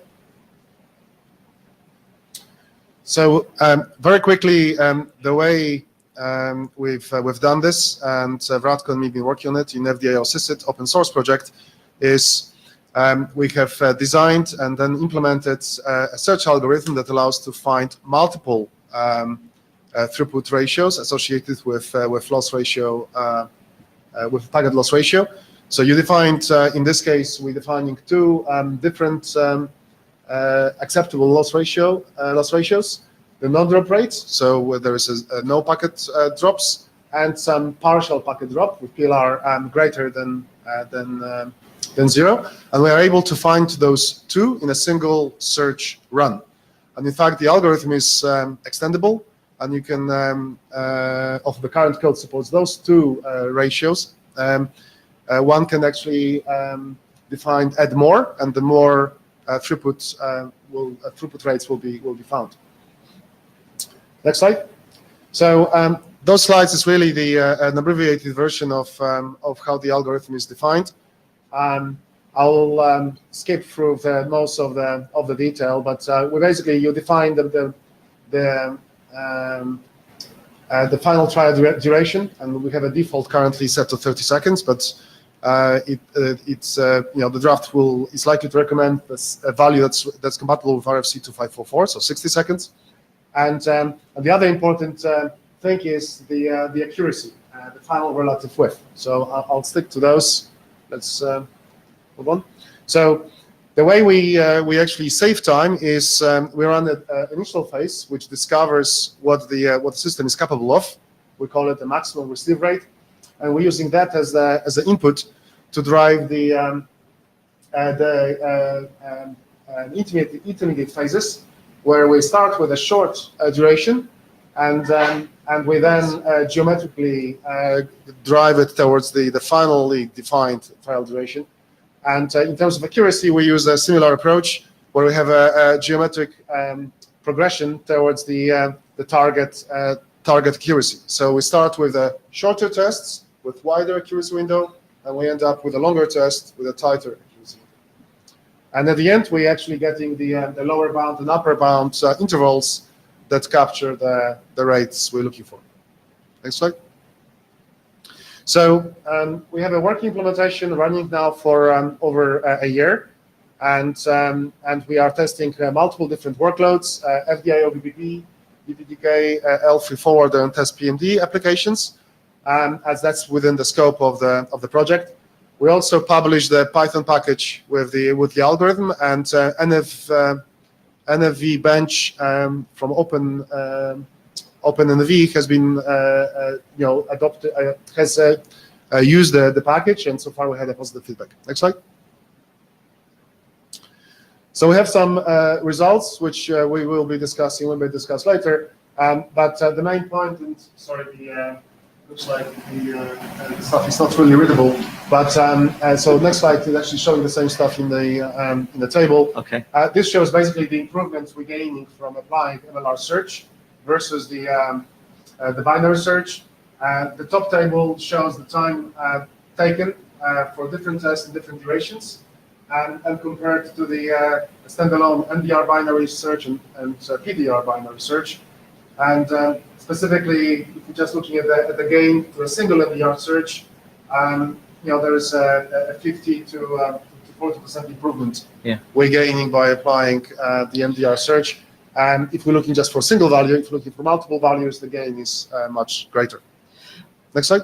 Mideko's asking you to speak into the mic. It's hard to hear without. Oh, okay. Sorry. So I'll repeat the last. Pick it right out of there and hold it up. The last summary. The gain from using the MDR search versus a binary search is in the range of 30 to 60%. Very good. Next slide. Yeah, so we're looking for comments, and assuming this is in scope for the group, and with enough comments, we'd like to ask for a draft adoption. Very good, thanks. Who's read the draft? Co-author and this gentleman here, very good. Okay, I've actually investigated the search algorithm, so I'll put my hand up too as having done this as well. I'm particularly interested to see the results today. I think this is absolutely within our scope. I mean, I think that this is one of the things we've learned. The original binary search and the linear search that were in 2544 are able to be improved. So, and when time is of the essence, like you guys have testing sometimes 2-3 times a day in FDIO CSIT, speed is of the essence. So That's right. Yeah, so this is great. Okay, thank you. So I guess we got Vratko next.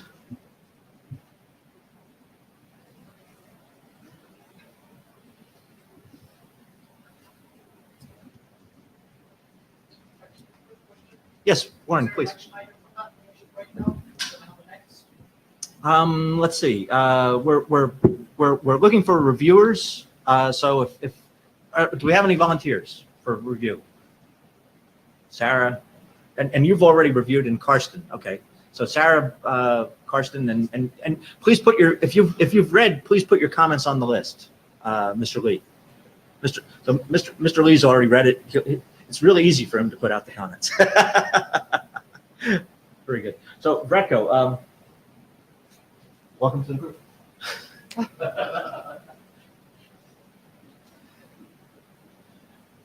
So, hello, my name is Vratko Polak. I'm co-author of next draft.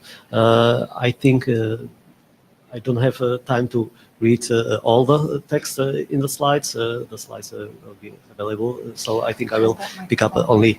Why don't you hold the microphone? That way, when you turn, that way when you turn your face, it will follow you. Oh. Yeah, you can read that one. Oh, okay. So one of the things is that the word throughput has a really strong definition in RFC. So this draft needs another definition, and the main point is the last item here, that we want to make the most reliable conclusions of the data that was measured by this algorithm. Next slide, please. And the thing is, the algorithm is probabilistic, so it doesn't cut the search interval into definite halves or pieces, and it is trying to do something more smart in order to support systems that are not deterministic enough. The algorithm still needs quite a few assumptions about the system under test, so that the reported values make sense under those assumptions. And yeah, the main thing is that Bayesian inference is used, so there is a scientific background about the final value. Next slide, please. And yeah, maybe just skip this slide, because I plan to spend some more time when showing graphs. That's the thing that some features about this algorithm are easy to describe by showing graphs, and hard to define by putting text in the draft. So yeah, another thing is that the PLR search aims to be a class of algorithms, and we only have one prototype implementation, and so these graphs will be specific to this one prototype implementation. This implementation uses two so-called fitting functions. Here is a graph. On the left we have absolute values, so you do not see differences around 0, and on the right we have a logarithm on y-axis, so you see the differences. Basically, the blue one races linearly for small values, and the orange one. So these x-axes are the same units. Yes, same units. So for example, at 105 something here, the logarithmic version still shows some difference that this graph doesn't reveal in the linear space. Is that it's just resolution? Yeah. That should correspond to each other. So if you see a difference, there is just an artifact of the software that was plotting the graph. The numbers are the same. Each fitting function can have two parameters. One roughly corresponds to this value specific here 1 million. So it could scale, and other parameter corresponds to how sharp the edge between 0 and this linear increase is. So those are two parameters that the PLR search uses internally. And maybe we can go the next slide. Okay. So the previous graphs were just plots of the functions whose formulas are in the graph. This is some data obtained by testing the algorithm on real system. So here it is VPP, vector packet processor, one specific test case, and you see that it looks like those two colors are converging. Those two colors are lower bound and upper bound, if you can read it. And it looks like that the algorithm really converges, but actually, when I looked at the data, it is not that algorithm was wrong earlier. It was just the system under test was getting different results, different amount of packets. So this graph actually shows that system under test changes behavior during the test, and the algorithm is following it. So it's very nice graph. Now it's a worse graph. You can see colors are different. The description is missing. It is from earlier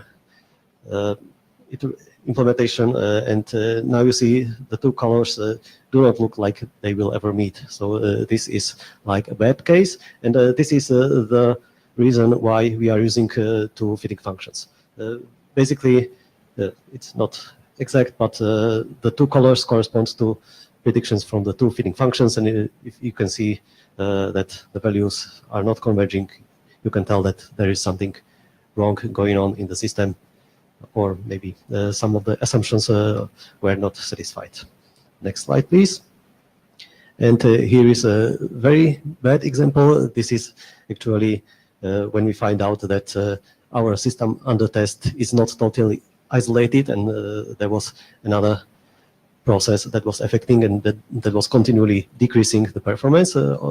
And you can see that both lines go down, but one thing is the two lines cross. The colors are still that green is up and blue is down, but you can see just using two fitting functions is not reliable, because in this scenario, the algorithm should tell you that the relevancy of the end result is not very good, but if you are unlucky and you hit the time where the values were close together, you can see like it looks like good precision, but it should not give you precision. Interesting.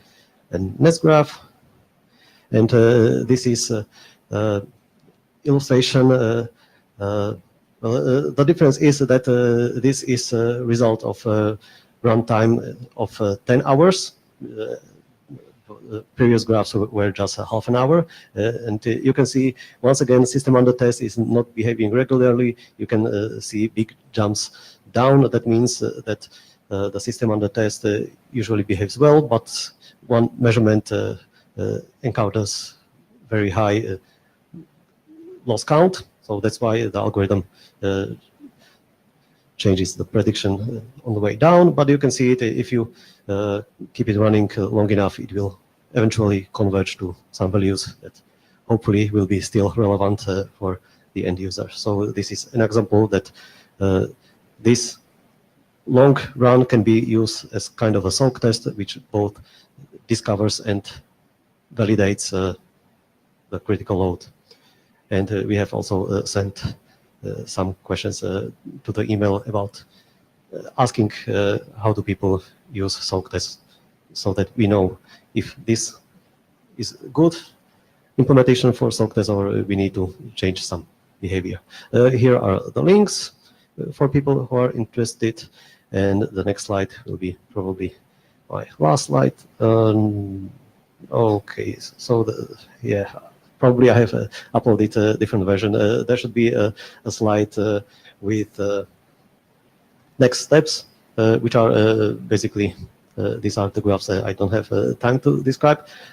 So next steps are basically the same as for MLR search. So we are we would like to hear any comments, and we would like to be adopted. So that's all from me. Very Any questions? Well, very interesting presentation. A lot to understand here. There's lots to unpack about what you're doing, which I think we can only begin to appreciate after reading the draft. And so that's a good time to ask for volunteers. We can't ask the co-authors, and they've been contributing like crazy to the review volunteerism today. Who's willing to read the draft? Can't just be the chairs. It's got to be other people. This is, all right. Well, we'll continue to let's hope that we can get more people interested when we talk about these results in a little more detail in the overtime session. Let's hope for that. Okay. Thanks. All right. Thank you very much, Fredko.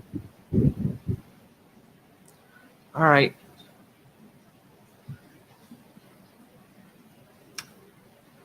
So now we have a remote presentation from Vikram. Is Vikram on there? Yes, this is Vikram. You're able to hear me? Yes, we can hear you fine, Vikram. And we're also kind of running out of time here, so please make this 5 minutes. Thank you. 5 minutes, is it? Yes, Okay. 5 minutes. So will you help with moving the slides for me? Yes, yeah, thanks. Okay. So this is more of a follow-up of Sudhin Jacobs' draft on EVP and benchmarking capabilities. So this draft particularly is for EVP and multicast snooping. So what are the parameters that we want to benchmark for any performance results? So this slide describes what is EVPN about, so that RFC where it's defined, just an introduction background kind of slide. So we have all active multi-homing with Ethernet segments, so control plane MAC learning and so on. So this IGMP snooping paradigm has been around for a long time. It's used to constrain multicast traffic onto those interfaces where there are listener interests. So now we have a mix of EVPN, and when we want to have optimized multicast in an EVPN fabric, we deploy IGMP snooping in it. So there are some challenges and there are some opportunities on how we deploy this optimized multicast in EVPN. So we don't want, there are some signaling, BGP signaling routes that have been introduced towards this IGMP snooping. We have type 6, type 7, and type 8. So we'll shortly describe in the next slide what these routes are for. So there's a draft which describes these type 6, 7, and 8. So yeah. Thanks for the slide. So this is a typical EVPN fabric. We have 2 spines, which is a classical class model. So we have several leaves in the order of hundreds. So some leaves are multi-home. So some leaves aren't. So some leaf devices have receivers behind them, and some don't. So when the multicast traffic comes from the RT router tester behind spine 2, so this traffic gets flooded towards the leaf devices. So with snooping or with optimization, so the traffic from spine 2 gets only to those listeners where there are actually listeners. So the listener interest is conveyed by this router tester behind the C at the bottom by sending an IGMP report. So the leaf devices that gets this IGMP report translated into a BGP type 6 and send it to the spines so that the spine 2 can track about the listener interest and forward traffic to the listener selectively. So there's one more challenge here, that when the leaf devices are multi-home, so the IGMP joint reports have to be synced across these multi-home devices so that when traffic comes from the core, both the leaf devices have state so that the EVP and DF actually gets to forward the traffic to the listener. So overall, so the type 8 is another route type where we actually use it to indicate that there's a IGMP leave or a disinterest in that group, and we want to sync it across the multi-home leaf devices. So overall, we have described how multicast snooping signaling works in the access interfaces as well as on the EVPN core. So we want to measure different parameters for which the learning rate and the convergence and so on. So that's what is the draft about. So this topology is pretty much a reflection of what is there in the draft. Thanks. We can move to the next slide, please.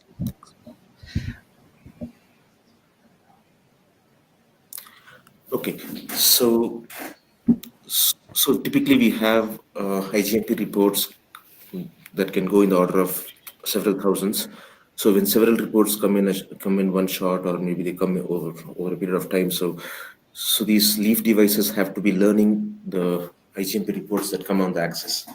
So this is a characteristic called as an IGMP join learning rate. So this has been a classical measurement which has been present in a lot of L2 switches. So this is described in the draft. Sometimes the listeners do not send out reports on time. So they, instead of sending a leave for that group, they just skip sending the report. And so the join times out on the switch. So this is how soon the leave device times out the join. This is another parameter measurement. So when a host actually sends out a leave to express disinterest in the group, the switch or the leave device has to send out a last call solicit kind of a packet so that it solicits any other reports from any other hosts. So this is called as an LMQ, or a last member query. So the leaf device has to do those performances, and then if there are no listeners, so it has to clear state. So how soon the leaf device can learn the leave is a measurement parameter, and how soon the leaf device can clear state so that the traffic stops getting forwarded to the hosts. In multicast applications, typically, just a couple more minutes. In multicast applications, typically just a couple of slides. So you've got a bunch of parameters here that you are obviously very multicast oriented. That's great. So you're basically looking for a review of the draft. That's correct. Yes. Okay. Is anybody here working on EVPN multicast? I see no one. All right. So I mean, you guys are going to have to find people in the other working groups that are interested in this topic and are willing to apply their expertise here in BMWG. I mean, I think that we've got a whole group of EVPN drafts now. They cover a lot of space, but but we simply we simply can't just take on work that we have no expertise in. So we've got to find some people who are willing to come in and contribute, beyond the authors. I think that's a good way to sum it up. Okay, so Also, before you comment, I just want to add, you guys, at least one of your authors already has a EVPN draft, and I'm wondering why, as a tester, to come in and see if all of these were to get published and now I have 4 RFCs, I'd be slightly annoyed because I have to go read all 4 to figure out what I want to do. Whereas I think if they flow in one document, or somebody needs to help me understand as a participant, why aren't they in one document so that it's clear? Because right now I'm asking Al, I'm looking at this, I'm familiar with the other draft, and it feels like this could be an add-on to the other draft in a separate section. So that plus the clarity I think you'll gain from the diagrams that are already outlined in the other draft, whereas here, I'm not able to make heads or tails of what you were just describing on your diagram, unfortunately. Yeah. This I'll just put it back briefly here. So you're right that this benchmarking is related to the earlier EVPN related benchmarking, but typically the applications are different, right? So and the measurements are also quite different, and that's one of the reasons I think Sudhin chose to write another separate draft. So I'll probably take the feedback to him and see if we want to merge it in a single draft. Would you help me to take this draft to the appropriate working group? Or I thought this was a working group where it's just working on doing all the benchmarking stuff. This is the working group that does benchmarking, but I just asked the group, there doesn't seem to be anybody with the expertise that you're attempting to benchmark here. So maybe we can grow that expertise over time, and I'm looking to the authors to do that, okay? Okay. So this is Al, right? So we're going to move on. Thank you, Vikram. Yeah, sure. Okay. Yeah, thanks. Okay, Mr. Sun. Welcome to the group.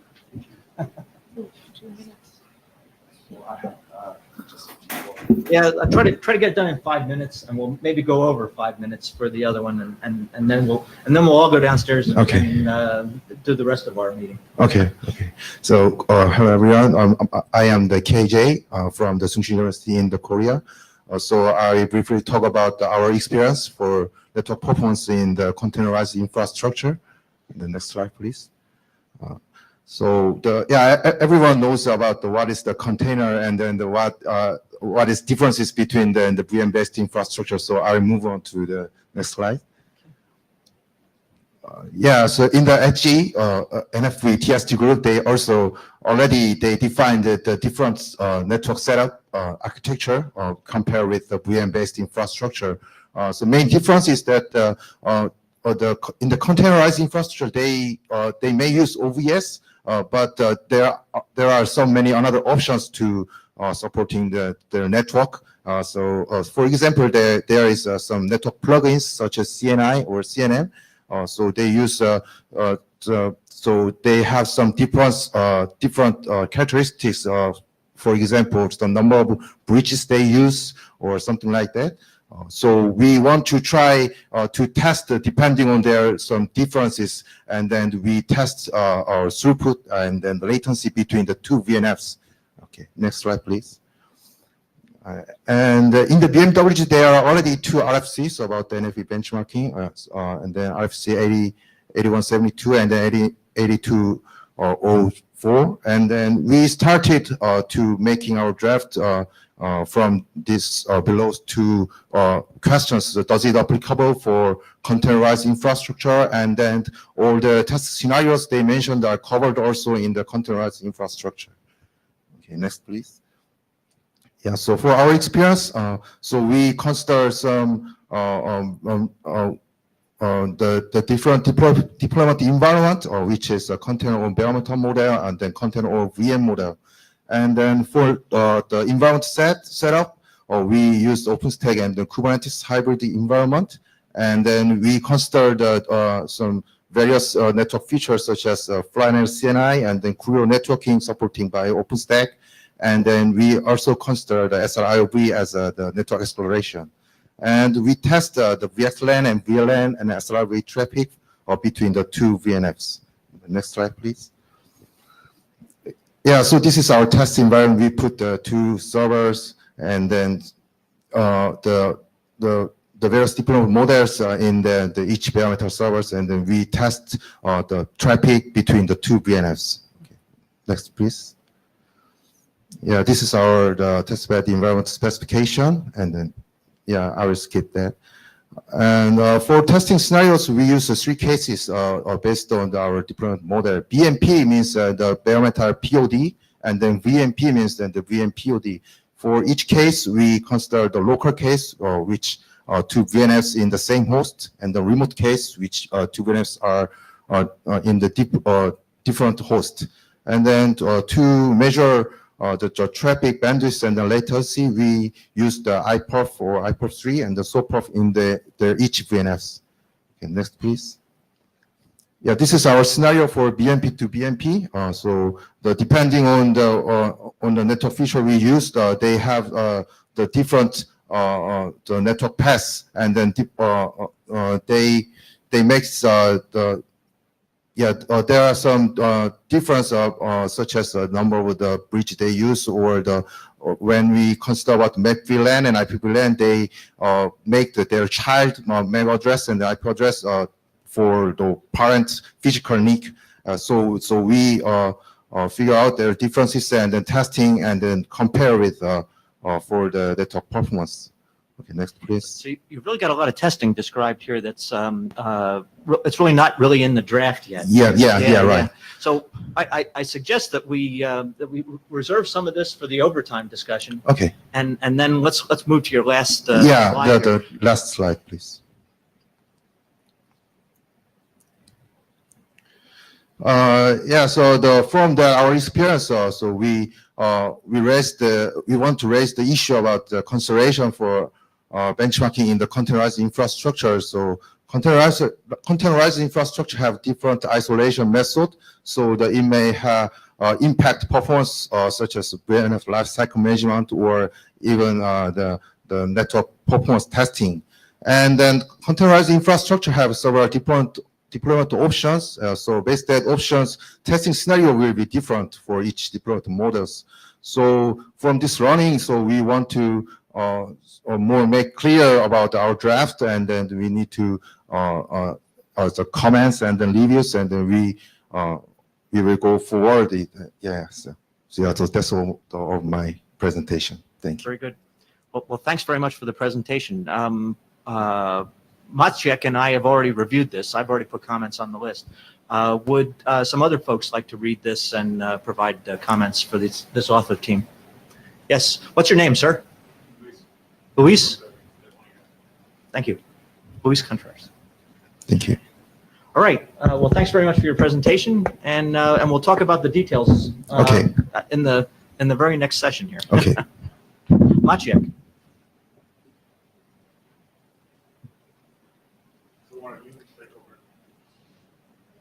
Pardon? Just note taking. Okay, so I'm gonna do my best to keep it short.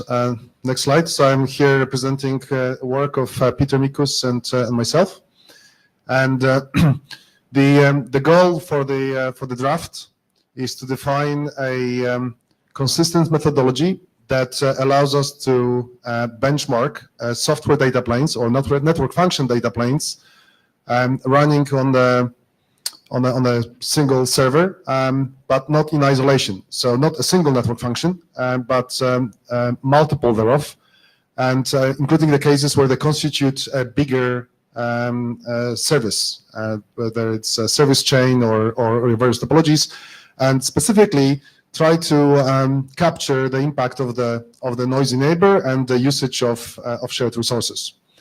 So that's the proposal on the side. And this shows an abstraction of NFV services. So the underlying assumption is that NFV services are built of multiple network functions, and they can be running either isolated, running as EVMs, as VNFs, as we call them in the draft, or in containers as CNFs. And if there are other packaging options, they apply too, and they access external world through a shared host data plane. Next slide. So we are distinguishing within the draft the main direct factors that impact the performance, so the NF code and what it does and how it is configured. But also, more importantly, we're trying to capture the aspects related to virtual topologies that use also shared compute resources. And of course, the packet traffic profile that the transfer these virtual topologies has an impact too. And then the two indirect factors are the virtualized technology used and the host network technology used. Next slide. So we sort of separate the aspects of the design to the three blobs as shown here, and it's sort of a bit of the layered approach. NFV service, virtualization technology, and the host networking. And we're also paying attention to certain aspects of resource sharing, focusing initially on processor core pinning and NUMA affinity, but going forward looking to also manage the other critical resources that impact performance, like last level cache. Next slide. So how do we abstract the service? Well, we see how the network functions are connected, so the topology, how they are configured, so the configuration, and the combination of configuration and topology constitutes actually everything that runs on the server, and then the way that packets are forwarded for benchmarking. Next slide. So within we've actually done we applied the methodology to the tests we run in two open source projects, the FDIO SysIT that I lead, and also in the CNF Lab initiative within the Cloud Native Computing Foundation, run by Dan Kuhn, and we tried to work with the teams, open source teams, to see how this methodology applies. So we defined the VNF service chains, CNF service chains, and CNF service pipelines as shown on the slide and described in the draft. Next slide.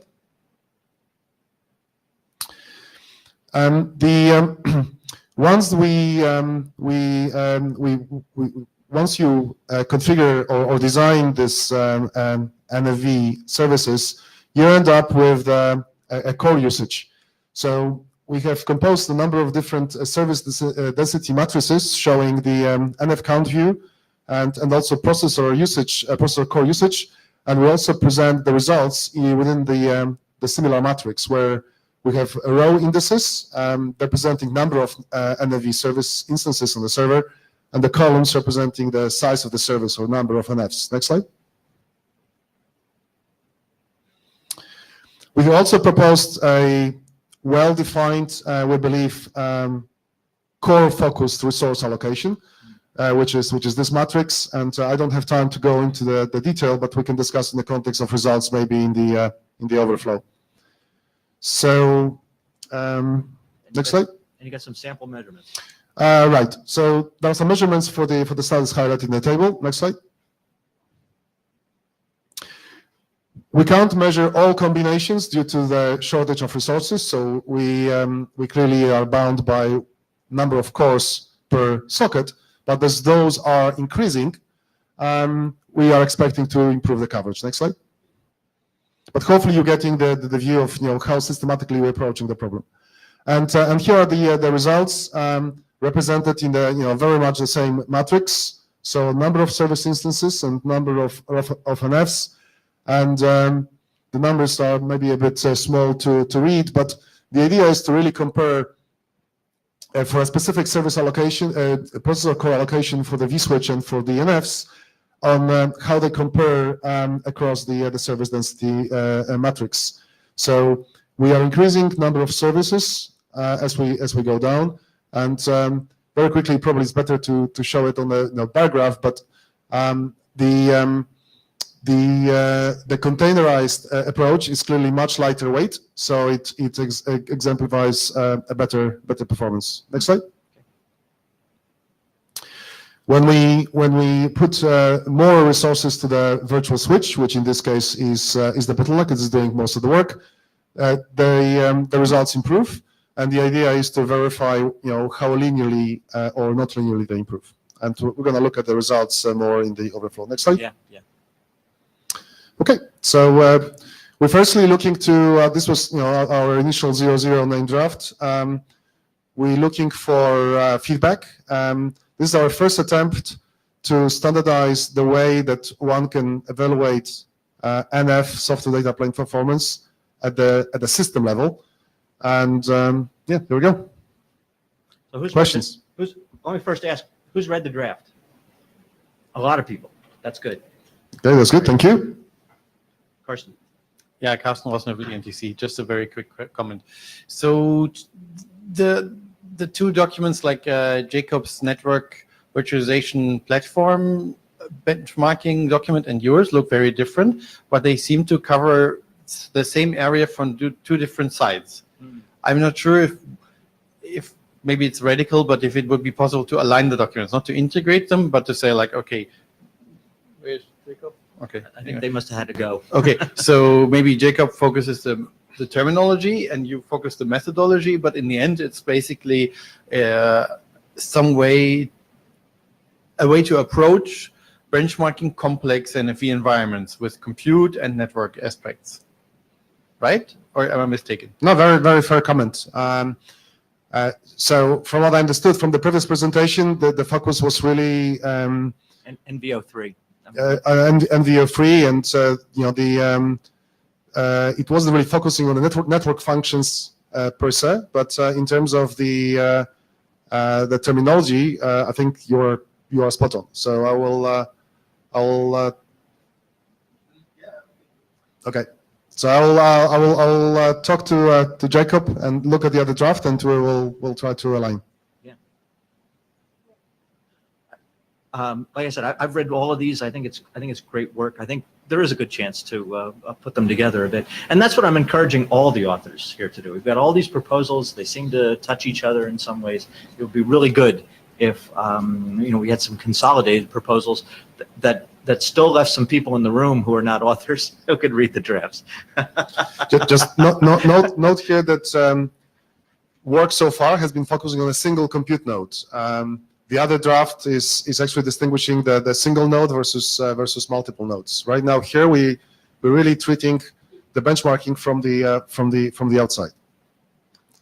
So what will be the next steps? Well, next steps, we want to see folks read the drafts, and we want to hear. I mean, you guys can discuss on the list the possibility to do some combinations. I think Will do. that's what we like to see for everybody who has a little overlap with somebody else's work, and I think that's obviously we all like to talk about test results. I'll put another plug in for that. We're going to do that right after this in Congress Hall 3, I believe it is, right? It's downstairs in Congress Hall. So can I ask one more question? Yeah, sure. So I understand that evaluating performance at the compute node level, so when the system is actually loaded system, is something that is of interest, yes? And I trolled through a number of drafts, and I couldn't really find anybody else doing this sort of work in IETF, and definitely not in BMWG. The closest thing to it is some things we talked about in test 009, where we have like multiple mesh of VNFs. I think that's that's probably the closest, but this goes to the network service density, which I like a lot. Having looked at this personally, it's a good taxonomy for looking at these different implementations. Okay, thank you. Thank you, Maciek. So now it's like grab and go lunchtime. Find a place to grab your lunch, and then first grab your lunch, then come back to Congress Hall 3, where we will have our overtime session. And I forgot to get that on the slides, but that's okay. And there we go. All right. So thanks for your attendance, everybody. Where are the blue sheets? In the back. Okay. Thank you. And a mighty thank you to our note takers stepping in today, Maciek and Warren. Much appreciated. Thanks to all the presenters. Thanks to everybody who did something. Bye-bye. We'll see you next time. See you. Actually, if for the folks who are here, we'll see you in a little bit in Congress Hall 3. Thanks for the chairs. Welcome.